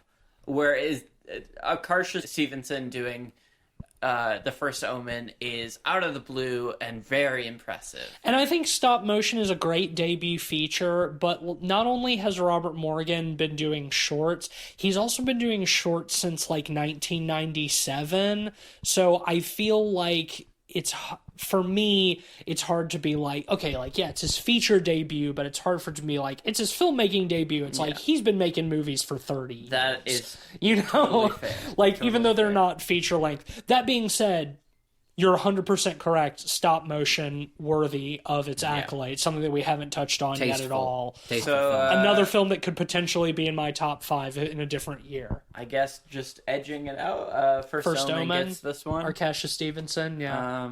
I guess we can move on to the next one. I'll start this one. Let's do it. The next category is Best Actor. Yes. I feel like this year has been much stronger for Best Actress than it has for Best Actor. Oh, dude. Best Actress was so hard for me to choose. 100%. Best Actor was pretty easy. With that said, I think Best Actor for me is Josh Hartnett in Trap. Oh, really? I think he gives an incredible performance and really carries that movie. His performance is incredible. So this is I'll build off that. This is a one where I had 2. If we're talking about movies that we talked about on the podcast, Josh Hartnett for Trap was actually mine as well. But my one that I'd place above that for movies that we didn't talk about on the podcast is Kyle Gallner in Strange Darling. I like that one. However, kind of preview to the next category, I think Will Fitzgerald kind of overshadows him a little bit. That's fair. However, I do love that performance. Yes. So I won't argue against that. I didn't want to put this because he's such a renowned actor and he's so beloved already, and I think that there's so much of that baked in. But the reason I loved him so much in this role was because he vanished. He was able to vanish besides all of that and become something I hadn't really recognized before, and of course that's Nick Cage. But I have another option as well, because my man was in 3 movies this year that we all covered. Dan Stevens. And that's Dan Stevens for just putting in the work. Yeah, Dan Stevens. Now, I understand movies, sometimes are held for extended periods of time and all the rest of it, but my God, even still, 3 movies in 1 year. Abigail, Godzilla, X Kong, and Cuckoo, and he was doing a different silly accent in all of them. In all 3, and on top of that too, the majority of them I liked, which is, again, I love Dan Stevens, but like 2 out of 3. Most movies are shit, right? Like at the end of the day, and Kong obviously terrible. He is the best thing about it, and he's delightful in Abigail, and he's delightful in Cuckoo. And to me, he's the shining star of Cuckoo too. Like he's sure. I mean, Hunter Schafer really is frames great. that film. Yeah, she's incredible. She's amazing. But he's the paprika of that film, in my opinion. Like, he's the special spice that it really needed. I will say, I think the Longlegs one is fair with Nick Cage. However, I feel like it's more of a supporting role. That's the than reason I a didn't pick it lead too. role. And for that reason, I am gonna keep pushing for Josh Hartnett. You know what? He carries that movie Because and Josh- elevates it I'm in willing such a to way. agree. I find him incredibly charming in that film, and he is what largely won me over within 5 minutes. Yeah. Like, in that film. Like, Yeah. he does an amazing job. It's a brilliant performance because you see so much underneath the subtleties of what he's doing, right? Like, Yeah. he's a killer, trying his best to keep it, straight, right? Yeah. And, And considering that Hartnett was my secondary pick, I'm happy to default to that and give it to him. All right. So best Congratulations, Josh Hartnett. actor, yeah, it goes to Josh Hartnett. Feel free to contact us to receive your award. All right, best actress. This one was Fucking hard. exceptionally Holy difficult shit. for me. Man, yeah. Like, oh my god. If there has been a fucking year of the Scream Queen, like, oh my god, dude, it's like, first of all, every single film in my top 5. I think every movie in my top 15 or top 20 even. Now, honestly, looking at it, every film in my... Yeah, no, you're right. Every single film in my top 20 has an actress worthy of Best Actress this year. Yeah, fucking competitive. All right, so we're gonna argue over it. So who did everybody throw out of the top 20? Mine goes to Willa Fitzgerald from Strange Darling. The whole spoiler. I'm gonna say that now. Give you a little second here. Uh-oh. But spoiler, like, the whole twist of the movie relies on her kind of feigning something early in the film that she's very much not. I think she gives an incredible performance in both roles, really. And I love that long ending sequence of her slowly dying in the car. You get so much incredible acting. Speaking of shit that annoyed me in a violent nature that was done so much better in Strange Darling is the end absolutely. scene, the final scene. Yeah. Mine is, I think, maybe a dark horse that I suspect will not win this one. But for me, actually, I'm going to give it to Nell Tiger Free from The First Omen. I really liked her performance, man. I really liked her performance. It's a great. It's again, like, in that type of movie, I go in expecting so little, and she fucking pulled out the scene where she's fucking giving birth or whatever. And I think she's channeling Isabella Johnny in a way that truly feels like homage and not ripoff. And like the fact that she can do a scene like that and it doesn't feel hokey is credit to her as an actress and to the direction. Yeah. Well, one of the categories we were floating as an idea but didn't end up landing on was breakout of the year. I think Nell Tiger Free has a breakout performance here. Yes. As does Willa Fitzgerald, in fairness. For sure. But yeah, that it really punches above its weight and really impressed me. Again, in such a competitive landscape, it's tough, man. I can see arguments for anyone. Who's yours? I'm about to make it more tough. Mine is, and I feel my arguments are pretty strong for Naomi Scott and Smile 2. That was another one. Like, that was another one. Man, look, she is so good. And I know, look, there's some bias there. I think that she's incredible. Frankly, like, I'm just being real. Like, as an esthetician, as someone whose job is aesthetics, I could paint Naomi Scott for the rest of my life happily.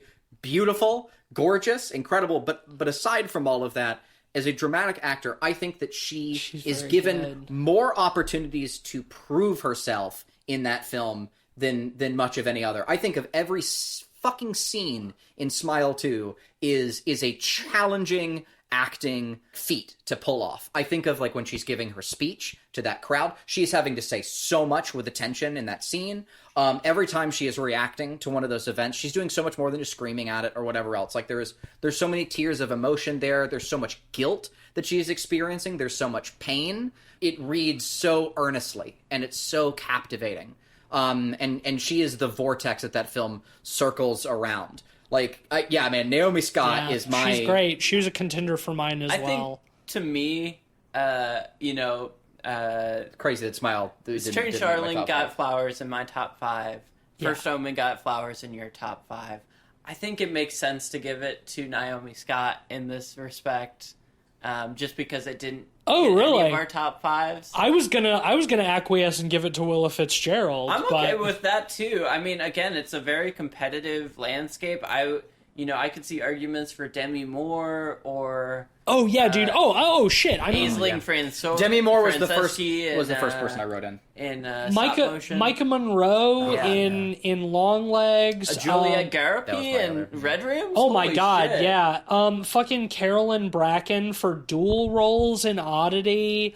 Fucking she's so good too. Fuck me, man. But it's and that was the thing. Both Kristen Stewart and Katie O'Brien in Love Lies Bleeding, another one that I haven't mentioned. Bridget Lundy Payne. Bridget Lundy Payne, yeah. Civil War. Like, there's so I could many. even make Kristen Dunst. Kristen Dunst is so fucking good in Civil War.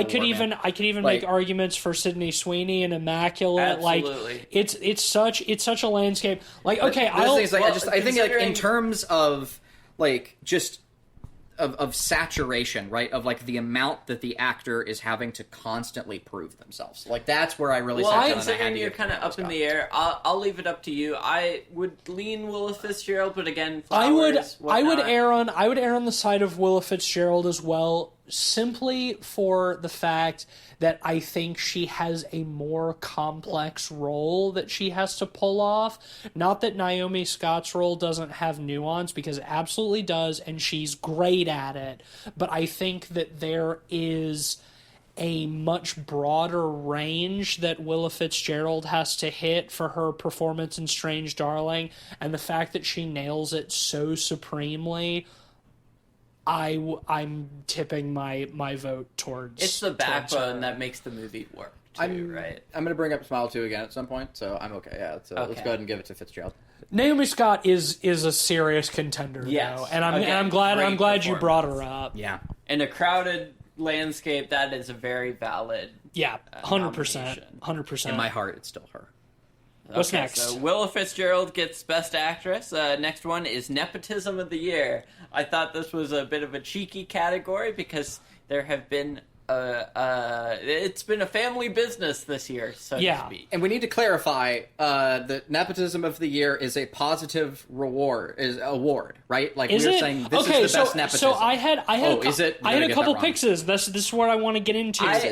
The way I read it is not positive or negative. It is the most indicative of nepotism. The most of nepotism. The year. Okay, so the most indicative of being where they are in that position because of their family relation. I think mine is the same either way. Oh, it's Salika. Yeah, from Lady Raven. Shyamalan. Yeah, Lady Raven. Yeah. I think she's good. I think she's good in that movie. All praise though. But she was great. But Trap is straight up a promotional film for her pop career. Yeah. It happens to be a good movie. It's one that works. That I enjoyed, but it is 100% Daddy Shyamalan being like, check out my daughter's music. And unsurprisingly, after the movie came out, all the hits on her actual songs on YouTube straight up, of course. So I think if we're talking nepotism from its strictest definition, yes, 100%. Yeah, that's what I was unsure on. My other pick was Margaret Qualley, because obviously Andy McDowell's daughter, because she was in 3 movies this year: Kinds of Kindness, Drive Away Dolls, and The Substance. But I also think that Margaret Qualley is at the point where I think that she has made a name for herself. She's made a name for herself outside of her family ties, and I think, and so I think that in that sense, she has kind of broken past the Nepo baby barrier, Sure. which is why Nepo barrier. the Nepo barrier, which is why I had Seleka as a backup. So I think obvious winner of this is And Seleka also worth noting, Shyamalan. not the only Shyamalan daughter to have a debut. No. We've got Isana Night Shyamalan as well, who directed The Watchers. Watchers. I Yeah, could have made but my bottom 5. it was not far from mine. Bottom 10 for sure. I mean, it's insane. Again, like, the reason I brought this category up is, like, there's been so much much of it, family yeah. business. Wyatt Russell starting the year, the Eggers brothers, Yeah, Shauna jeez. Knight. Smile 2 had Jack Nicholson's son in it. Yeah. Yep, that's As true. Ray Nicholson, fucking. I feel like there's probably some that we're still overlooking. It's been Ray Nichols' son. Yeah. I mean, yeah, you could even argue Oz Perkins in terms of being family Aw, business. You know, I don't love the negative connotation of nepotism around him. I think but, Anthony Perkins died before Oz Perkins directed his first movie. I don't think that's fair. family business. Yeah, whatever. Okay, so That was an easy Lady one. Raven, A you unanimous. go give her a quick listen. one. Next one is best music. To me, Again, I think this is lot- Smile 2. a lot in this year. This was a tough one because you framed it as best music and not best score. Right. I sort of took into consideration needle drops and score, and there were a lot of I think that's fair. there are a lot of great examples. I think Smile 2 is a good one. Like the original pop songs they did were fun. Long Legs was up there for me Yeah, because of the T-Rex. T-Rex.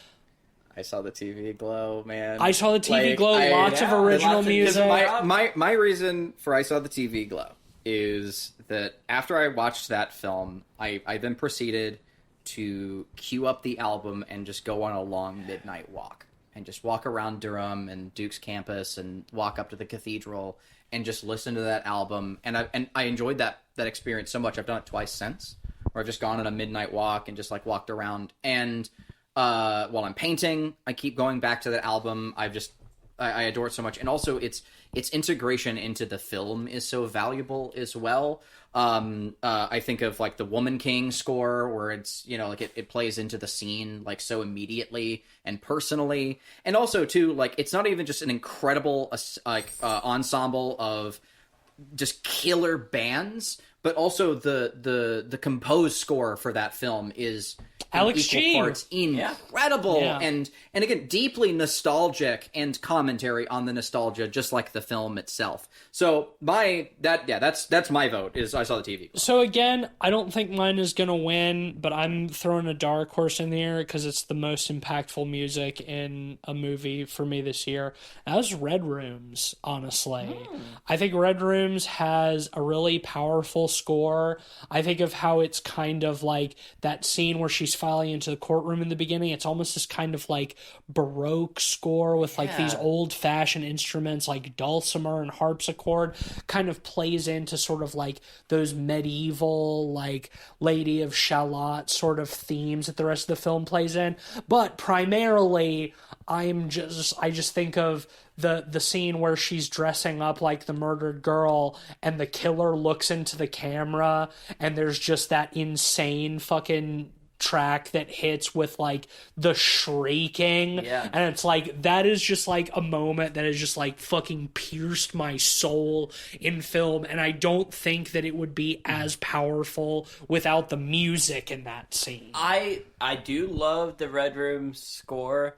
I almost feel like it's a double-edged sword for me, because like many great scores, like it works so well that it becomes almost invisible to the film. It's almost sound design, right? Because it becomes such a foundational part of the film that you don't even notice it a lot of times. Which is great, but also for best score, I would lean towards something that really elevates material. And to me, again, like, that's Smile 2, just because, like, that's the only time at the end of the movie I've been like, holy shit, the score. The score of Smile 2 is like, really incredible.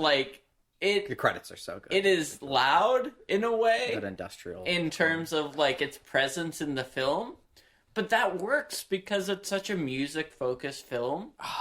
See, the interesting thing about Smile 2 is like the score, like the industrial score is top notch.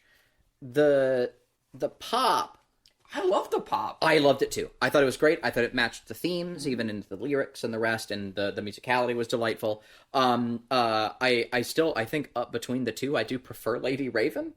After having seen, I don't agree with that. Okay, I don't agree with that. But at the same time, it's good. Yeah. But at the same time, I know that Red Rooms is not going to be the choice here, so I find myself once again torn between the two of you. Do I give my vote to Smile 2 or I Saw the TV Glow? I think in terms of like most music, it's like so, in most album. It's hard. It's tough, yeah. I do think I think the TV Glow is fantastic. I think I'm going to give it to TV Glow, and here's the reason. Really I think I'm going to give it to TV Glow. Here's the reason, though, and it's just this. It's because I think the actual score, the original score of Smile 2, I like better than TV Glow. But in terms of the needle drops, the original songs, the soundtrack, I like TV Glow better than Smile 2, and that stuff is much more present in TV Glow. Yeah. It's the body of the soundtrack of the film, and so for that reason, I'm going to give it to TV Glow. I think that's the planetarium sequence, like the planetarium is I bet as it should. Yeah, to be clear, like the score, the score in TV Glow is great. That performance is like I've got like chicken skin right now, like goosebumps just thinking about it. And again, like the performance in that scene is amazing, but the scoring underneath it is it's outstanding, so dude. And again, like that track in particular is the one where I'm like, I want to listen to that track again. I'm gonna listen to the whole album Both so films. I can get that, because it comes up about 3/4 of the way through the score, the soundtrack too. It's perfect. Like, I love the arrangement. Like, oh man, yeah. I'm not mad about that at all. I think that's very deserving. So TV Glow gets best music this year. Smile 2 close second. Very happy, close. Happy to give it that. So next is best kill. Yeah. I think we're probably all in agreement on this one. Oh, I was torn. Oh, really? I think Ben and I are. It's the yoga kill from In a Violent Nature. Yeah, the yoga kill. The human knot. Human knot. I think it is. Yeah. No. What was yours though? I'm curious. What did you have before that? The final scene of Smile 2. It is great. It is great. That creature is great. I love the creature. The creature's good. But it's not. But it does happen off screen. But it's not best creature. It's best kill. It is best. Oh, we should have done a best creature. We should have done a best creature. Now maybe think, next year. Next creature year. And kill. I would say in the running is also Eliza Sue. I was thinking about that. Eliza that was the first thing I wrote, was Eliza Sue dying as at the end. Like, because it's not really a kill, but like it's death. She kills herself. You know. Like, I guess. No, but I think a kill is like a monster. No, and you know what? Like, fuck it, because again, it's Flowers for In a Violent Nature. I think it's Johnny tying that bitch into a human knot. It's just like the fucking amount of detail that's put into both the filming and the practical effects. Like, it's just masterful. It's really just masterful. Happy really deserves all the flowers it can get. Shout out Steven Kasansky. Yeah, of course. All right, best scene. This one's easy for me. This one is so easy. Why didn't you start that? It's the dress up from Red Room. Like that scene will haunt me for ages. I already know I'm happy to acquiesce to that. I think the only thing that kept me from saying best scene is because, like, yes, it's probably technically the best, and that's why I'll probably give you my vote on this one. But also, it's the one that made me feel the worst. It's so in like many ways, pain. In many ways, it's worst scene. My vote for best scene was Monstro Eliza Sue hosts the New Year's show. show. Oh yeah. Which I really Oh, which man, it's so good. I which I love really the love. audience pop we got. Yeah, the like how long they let her go before they're like, oh my god, and then like the arm falling off and just like spraying the blood all over the place. It's such a fucking fun. incredible. It's an It's utter such a fucking joy. fun scene. But I mean, So yeah, for- joy or sorrow is really our It's choice. incredible. Well, I want to say. yeah, what's yours? Please, Ben. My vote for best scene is the planetarium scene, and I saw the TV. Oh, It's easily the best monologue of the year. oh sure, And yeah. like I feel like I haven't given TV Glow enough flowers this episode, but like that is such a standout performance from Bridget Lundy Payne. This is the hardest one you- yet. no, I think. I'm pretty ready to hand it to. I was ready to hand it to you. We're in a Mexican standoff, boys. We're in a fucking Well, I was about triangle. to hand it to Eliza Seuss. Oh no! Handing it to each We're other. literally We're done a just, circle we're here. just passing Like, it okay, clockwise. So to Counterclockwise. agree with Ben's for TV Glow is first off all the praise we gave it a moment ago. In addition to in terms of acting in a sequence, like the presence a performer brought to a role with all of the setup of the film given to it, I think that like just mesmerizing monologue is well worth it. Like It gives me goosebumps. it's and so much more. Like it's a fucking journey, that scene. You know, and it's almost entirely dialogue and just a tiny planetarium. Yeah, let's give It's one it of to the TV most Glow. disturbing scenes It's terrifying. of the year. Right? It's so fucking and scary. it's, again, like Red Rooms, it's non-violent. Yeah. Right? Yeah, Like, let's- no, I- on-screen violence. Let's give it to TV Glow because it captures such a gamut. Like the scene in Red Rooms is incredible, but like the primary emotion there is fear. Yeah. And horror, and it's like Monster Eliza Sue, like my primary emotion is yay! Well, like I this will is say- funny, but like TV Glow, it's like it's profound, it's beautiful, it's horrifying, it's tragic, it's sweet, like it's such dramatic depth to yeah. it, right? There's so much emotional layers to that scene. It's really I'm fine giving it to that. Okay, let's go with that. I'm fine I will giving it to say that. final flowers on Substance. Yeah. That's got to be the audience pop of the year. Yeah. I don't think I've heard the audience react as loudly as they did when she hit the stage. Yeah. And that was fucking a blast. Great joy. scene. Yeah. It's why I love going to the theater. Great crowd to watch. Absolutely. Absolutely. So, all right. So next is best effects. A lot of good ones in the Substance. To me, it's the substance. substance. Yeah. Moving on. See the movie. I mean, it's just like it's not only quality but sheer volume. It's just like the insane, like that whole last 15 minutes of the substance is just like a practical effects feast. Well, and what's most incredible is like they don't pull their punches. Just No, to they be last don't. 15. Like it's whole film. scattered with so many. Yeah, good- absolutely.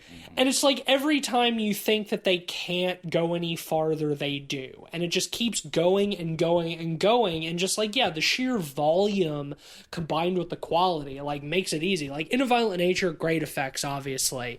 Frankie Frico, another Steven Kostanski one we talk about, great effects. A lot of these movies you talked about, great effects. Smile 2, great effects. It's the substance. Yeah, it's just- Yeah, well, I remember our Patreon member Sam mentioning that it's like the body horror movie of the year, and It's the most. He says the most body horror Well, in and any that's movie the thing. ever, It and may I was not like, be we had to no. necessarily Yeah. the best body horror, but it may be most. the most Yeah. body Well, it's just- horror of the movie. Yeah, and of we, all time, really. Yeah, just about. But I do think it was so funny that we were all like, "Nah, man!" Like, We're how like, the no, fuck? And then we no, came out of the movie, we were like, no. "Nah, We're he's like, kind of Sam, right you were though." right, Yeah, actually. he was kind of right. Like, So it's the substance. Yeah, Substance. I think the next one's easy too. Scariest film. easy. Red Room. Rooms, right? Yeah. Yes. Okay. I will say yes. Red Rooms. This is one where I did 2 picks because I think depending on the definition of scariest, like the film that like in terms of like jump scares, scared me the most was Oddity. That's fair. Oh yeah. But in terms of the film that Flowers. in terms of the film that filled me with the most fear, the most dread, the most lasting sense of that, yeah, it's obviously Red Rooms. Yeah.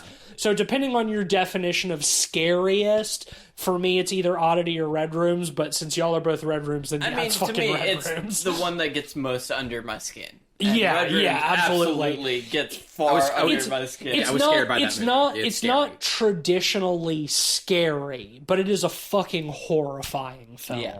Yeah. Yeah. So, easy Red Rooms for scariest film. Okay, so the next 3 categories are interesting because I thought they would be fun exercises where 2 of us would give the best blank-ass movie of the year. And essentially what that means is we're trying to judge each other's taste and give the film that's most indicative of that person's taste. Mine is such a gimme this year. Correct. Yeah, It's so such a we'll gimme. start with the most tease-ass movie of the year. To me, that's The First Omen. I think it has such a faith-based element that Tease usually really likes. Yeah, it comes up in your own work and your own atmospheric. theme. It's slightly self-serious that Tease often likes in horror movies. Can't argue with that. Yeah, I was torn between The First Omen and Longlegs because think I mean, Longlegs my is man did fair, see too. Longlegs 3 times. Longlegs was my choice for myself. I didn't know we weren't supposed to choose one. I also chose one for myself. But I was like, yeah, Longlegs is the most me-ass movie. like it, yeah. But I do think we're involved in this. y'all figure it out. I think I think Longlegs is a fair pick. yeah, because it also But- deals with like challenges of faith as well. That's true. And That's true. like there is still those same religious components as well, and it's got also like the satanic metal component occult, to it, right, and the T-Rex music. the I think- T-Rex. I think my only argument, and this is kind of a weak argument, but I'm going to make it anyways, Go for the is sake of conversation. Longlegs is communally a favorite, where I feel like First Omen is First Omen specifically is teased. Specifically especially a a favorite movie. for Tease. It's an acquired and tease therefore taste. it's more of a tease-ass movie. I don't think it's a weak argument at all. I think it's a good argument. I think that it is a very specifically acquired tease taste. Well, and like the influences acquired of taste, Possession if are you will. very tease-ass influences. I can't argue with any of Let's this. give it to First Omen, unless you First Omen. disagree. No, okay. I think it's fine. Okay, so tease-ass movie of the year is First Omen. I didn't know I had a reputation for liking self-serious movies, Well, but I don't know. I think you like a little more self-serious leaning sure, movies. that's okay. Like, it's not a slight. That's fair. I'll take it. Okay, so I guess we can go to. Well, it's up to you. I haven't on mine. Cleve Ass movie is is next, but like, yeah. I don't have Ben Ass on here. Ben Ass was my third, Okay, so okay. we'll do Cleve Ass Okay. next. I think this is pretty obvious. I mean, again, it's not a movie that we've talked about on the podcast, but The Devil's Bath. It's a double. I actually have it split between 2. I do too. What's your other? Oh, My other is stop motion, because I think thematically and like in terms of narrative, like it's so Cleve, right? My other one was TV Glow, actually. Okay. I had it split between Devil's Bath and TV Glow. Okay. They're gay as My hell. other one, I had 2. I had mean, stop motion. And yeah, kinda. Devil's Bath. No, I'd say that it's like- I had stop motion It's and true. Devil's Bath. So I think ultimately it's probably Devil's Probably Bath. Devil's but I will Bath. say like stop like motion you bring up stop does motion. really feel, resonant with like Cleve. I put too much of Yeah. myself in my Moment. art. You know, As like, an artist letting their art destroy them, so on and so forth. But, like, I mean, also TV Glow with like the emphasis on like the dangers of nostalgia, and Cleveland is such a nostalgic motherfucker, and also like Very LGBT. the movie. only queer person on this podcast, our only diversity on this podcast. So, but no, I mean, it's Devil's Bath. Like we all know it's Devil's Bath. Well, It's like we didn't will talk say about it on I'm the glad both pod. of y'all watched it at the 11th hour because Yeah. I think that is a good pick. It's the most Cleve Ass movie. We didn't talk about it on the podcast, but it's the most Cleve Ass Alright, movie. I'm gonna shut the fuck up now. What's the Ben Ass movie? This is another one that I was stuck between two. My dark horse one was actually stop motion, which is funny because he made the argument for you. I love that.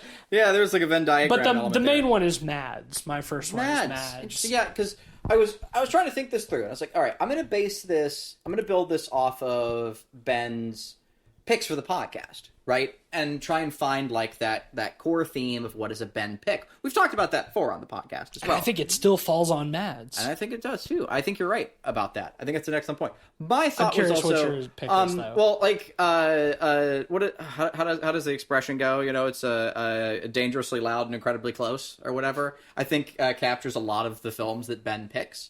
Like, yeah, that's fair. You see what I mean? Like Hausu, Prisoner 701 Scorpion, like these are all like loud, close films. And so I figure like while it's beloved by all three of us, the substance is incredibly all of those things, and in equal parts it is loud, it is almost juvenile, and it is somehow miraculously not invalidated by those things. It is a golden film, and it is a masterwork, and it is still made with care and craft. I think you're totally correct. The reason I didn't pick it is for the same reason Ben didn't pick Long Legs for me, is that it's because The Substance is a movie that hit all of our specific tastes like so well. And it's like, yeah, I do think you're right that like if we had to pick one of the three of us that The Substance like most caters to their interests, Much like Long Legs, I would say Ben. It would be Ben I for do. this, yeah. I do think that is correct. But at the same time, like especially considering like Mads being in Ben's top 5, despite the fact that it's like not in ours and it's like pretty thoroughly like in the mids for me. That is like such a specifically Ben movie that like again, like The Substance is a movie that caters to all three of us, but Mads is a movie that caters to Ben. I give that. And that's why I think that it's the Ben-ass movie of the week. Yeah, absolutely. Of the year. Of the year. I think that's I a like great this pick. category, by the way. Yeah. Like I think coming it's out fun. of it, I think it's a cool opportunity to kind of ascribe like elements to each other, and there's like some sharing in that. Yeah. Because again, like we said, these movies can define us in some cases. Yeah. And I it's a beautiful thing. think both of those movies are very valid, and both of them outperformed your guys' opinion, really. Like, sure. My Substance was fucking number 1 for me. So. Yeah, I mean, it was a 5 for me. It was number 3 for me. But you know. And so you know, Teese and I, like we accidentally just had picks for ourselves as well. Like I know you didn't, but did you have one? Or I mean, for me, it's one of those two. Honestly, it'll Yeah. probably be pretty evenly split. I mean, we all know what what we like. Yeah, absolutely. Okay, so next is most underrated. I'll let / biggest surprise. Yeah, so the slash, I will say, kind of threw me on this because I don't think the two are necessarily the same thing, because I think most underrated is sort of determined by like how it's widely received, while as like biggest surprise for me is not necessarily the most underrated film. So I think they're similar, but I wanted to leave it open enough to get interpretation. So I actually have 2 for this one. I have 2 as well. And mine are The First Omen, because like what a huge surprise. Like one of the films that I went into the most cynically this year, and as y'all have said, it's a very Tease-ass movie, and like I came out of it like so blown away. But also my other pick is TV Glow, because again, those trailers had me being like, this is gonna suck, this is gonna be annoying, I'm gonna be rolling my eyes at this, and I thought it was beautiful. But at the same time also, like, I feel like TV Glow has been, I don't feel widely like beloved. Yeah, I don't think it's necessarily underrated. Yeah.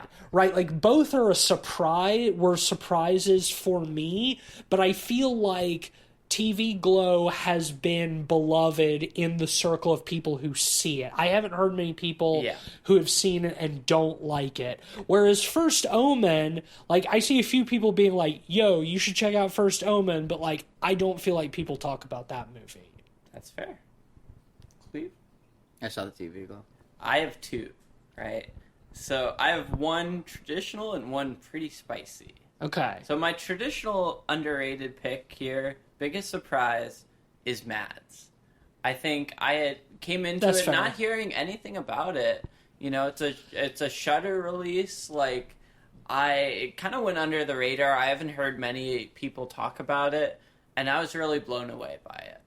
My other one, fair. my more spicy pick, and I know you guys have just watched it, so you guys have opinions on it. But my most underrated is actually Hellboy the Crooked Man. You're a crazy bro. You're gonna be a lot of I'm, shit, shut, dog. I'm shutting that shit down. Let me cook. All right, Okay. So, for a movie created almost solely to keep licensing rights, made amidst a production company collapsing, made in Bulgaria for dirt cheap, it wholly exceeded my expectations in what I expected it to be, which is fucking god-awful trash, and it ended up being an actually okay Slightly movie. better god awful trash. I think you're not wrong there. Yeah. However, the same argument made for the First Omen, but the First Omen is actually good and not just okay.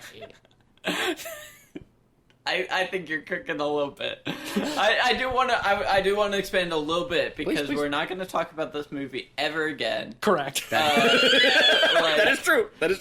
Hellboy, The Crooked Man, directed by Brian Taylor, who directed one of my favorite films, Crank 2.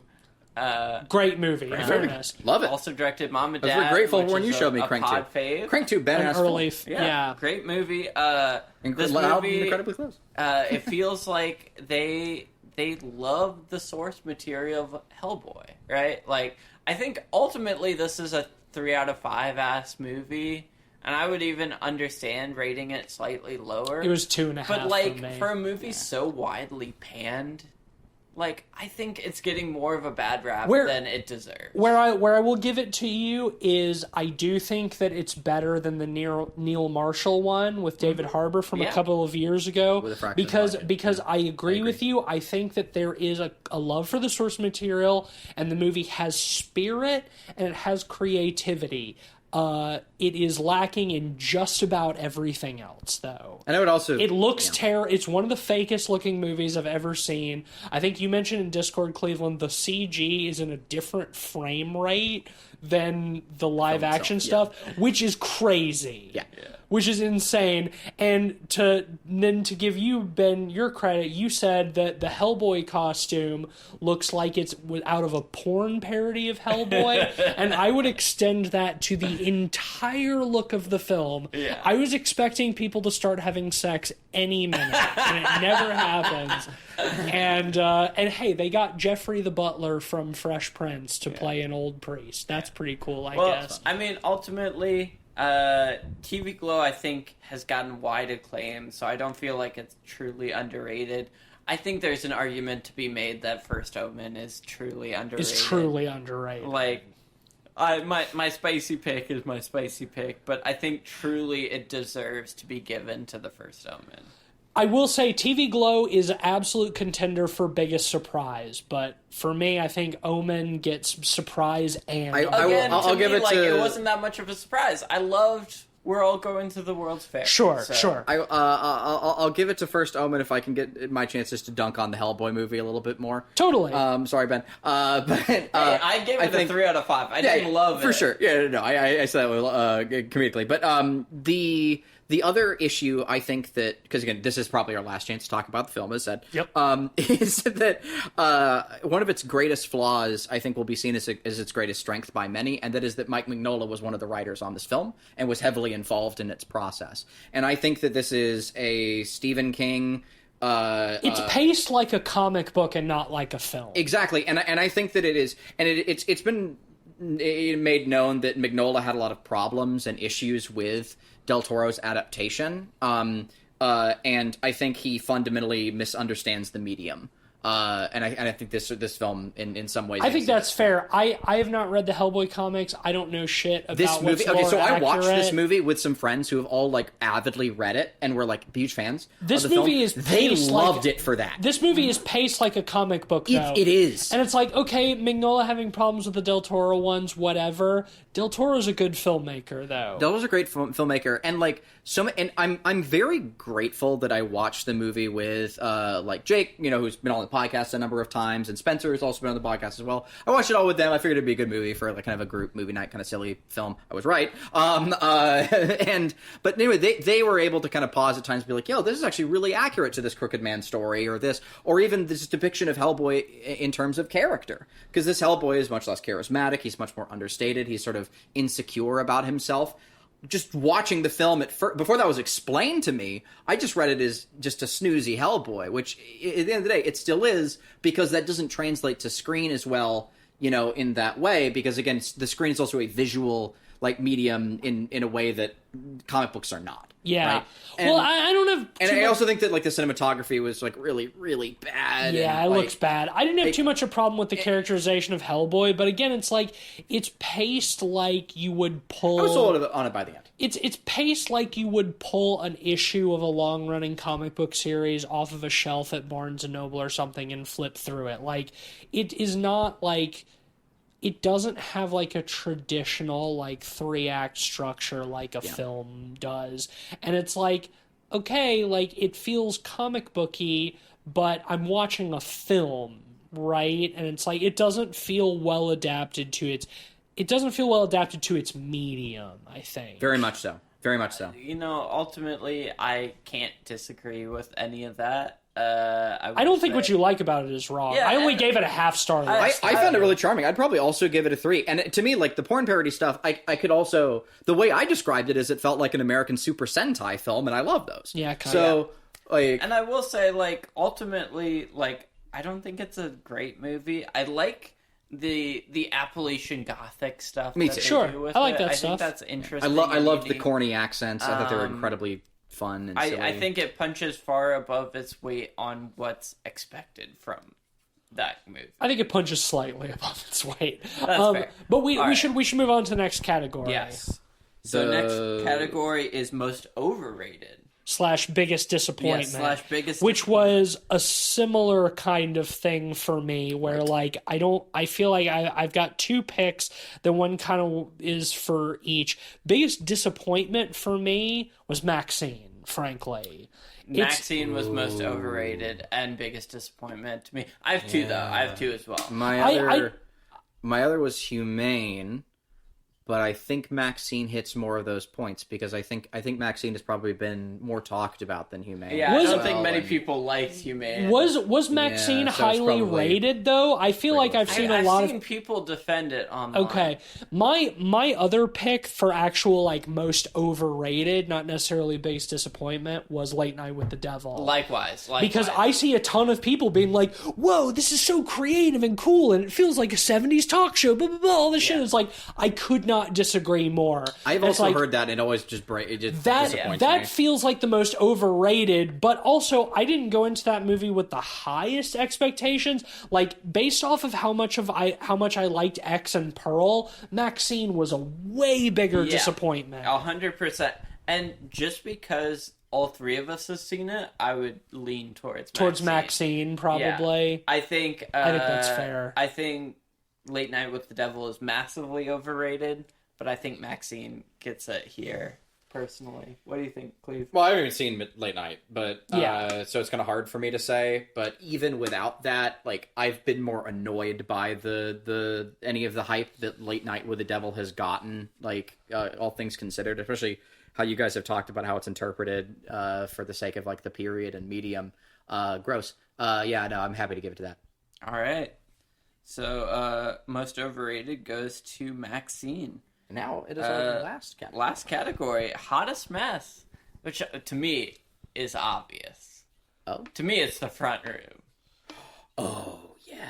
Oh, really? That wasn't what I wrote down, and I'm not even gonna say mess. I'm not even gonna say what I wrote down. Like, no, it's the front.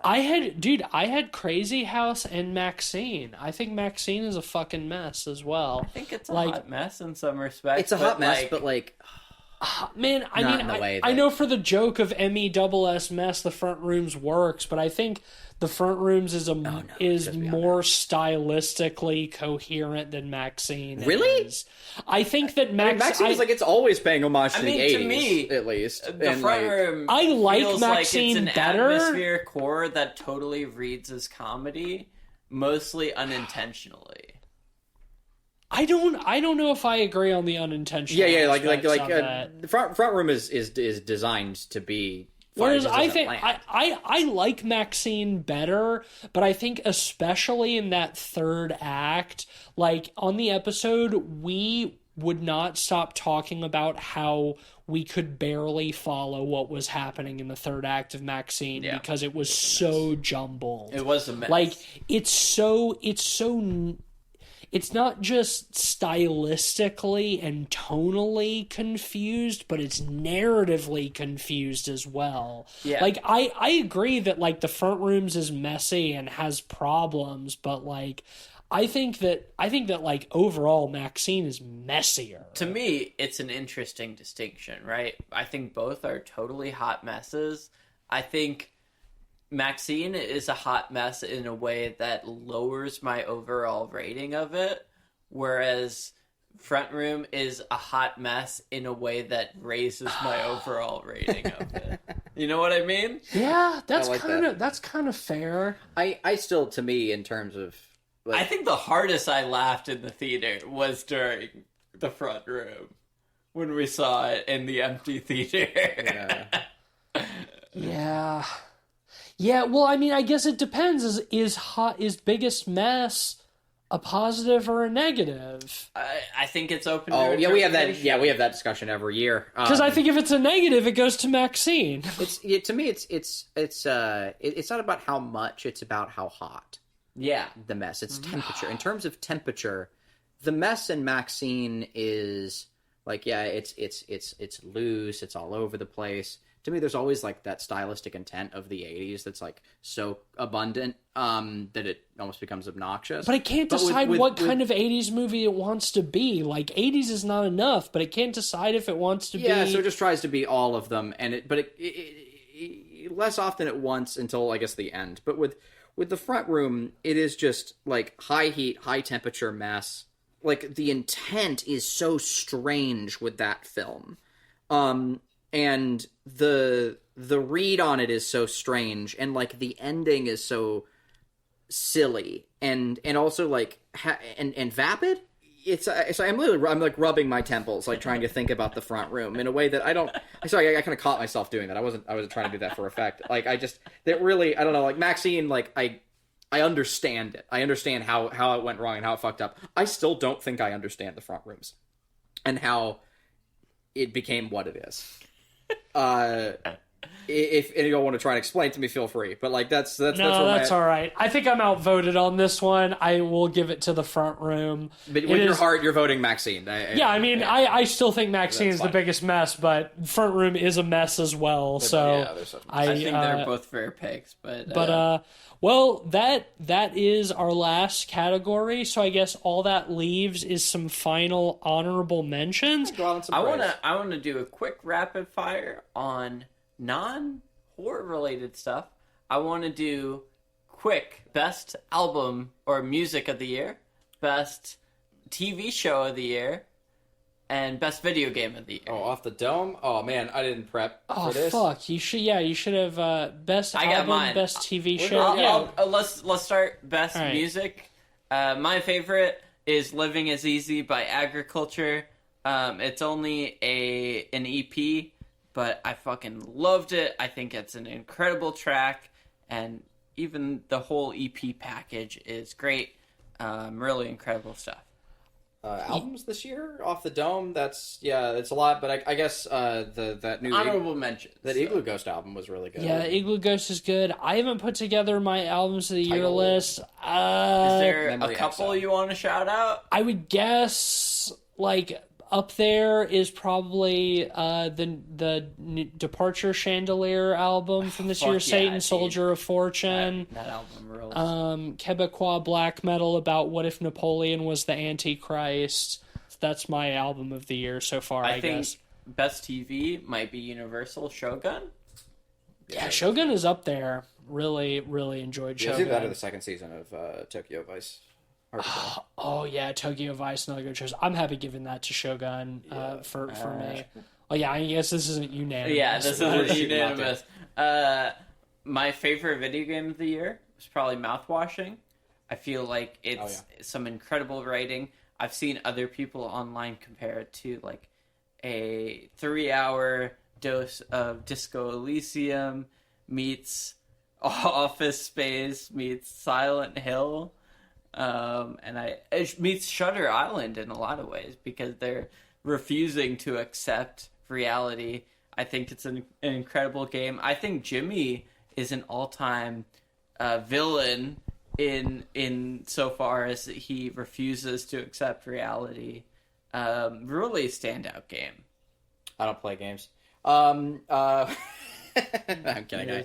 I'm not very current with games. One of the only real games I've been, I think, current. Oh, I guess Shadow of the Erdtree. Yeah, There you go. yeah, there you go. Yeah, Shadow of the that or- Erdtree is probably it for me as well. Yeah, I've been even playing. I've been remember playing a lot of when it Hunt this came year. out. Hunt Showdown is incredible. That game You can didn't hear come the out guns this over year. distance. It's so cool. You're big into live service games. Shut up! No, I'm Hey, not. Hunt Showdown is a live service. It is my exception. Don't you dare fucking put live service games on me.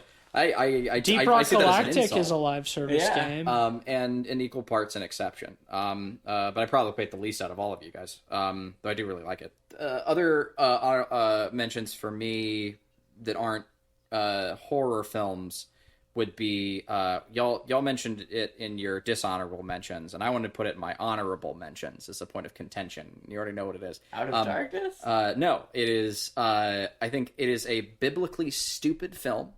Roadhouse. No, it is a biblically stupid film. I fundamentally disagree with all of its messages, and I don't care. Megalopolis. I don't care. I adore this. I adored that movie, Megalopolis. I'm constantly going back to the club. That movie does not escape my thoughts. I'm constantly like giggling Does over it it. entitle you? It entitles me. Entitles me. Yes. It's so funny, man. It's so funny. It makes me. I'm constantly giggling over how batshit that film was. It's a joy, and it's such a strange auteur film. Like and I'm just so glad it was made. Francis Ford Coppola, I've decided I don't like him after watching several documentaries on him. I think he sucks.